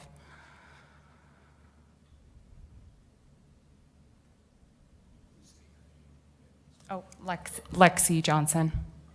And also on my husband's behalf, he would like to be here, but he also coaches track, and so he wasn't able to come because he was out coaching track at that time. He also coaches football, and I can tell you during football season, he doesn't get home each night until after 8 o'clock, and he literally sees our two boys for 5 minutes a day. So I appreciate your time. Thank you. Thank you. Do we have any other board comments? Should we wrap it up? Oh. Well, it's just Really quick, you know, and I understand the challenges for the parents, but hearing what you're saying, Russ, about, you know, evaluation and bringing more people together, when there's disruption like this in any organization, it's an opportunity as well, right? So when things change, like a schedule like this, we're trying to do our old way of doing things in a new schedule. I think it'll be fun. It's an opportunity for our entire staff to completely look at how we do things, and maybe we're looking, and again, I know nothing about nothing, but when we do recesses and how we structure our days and how we fit time in for different grade levels, and how we do high school. I mean, you know, how our counselors are talking to students about what class schedules to do based on activities you're doing to better fit, or if you're working.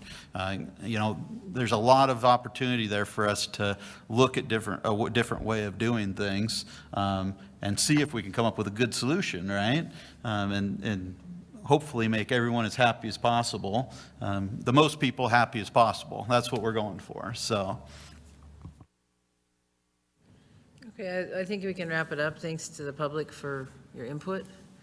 And I guess it'll just stay with the administration, but you're open to, you got open door policy, Russ? Absolutely. Okay, anything else then, Rob, or? Okay, then we're adjourned. Thank you.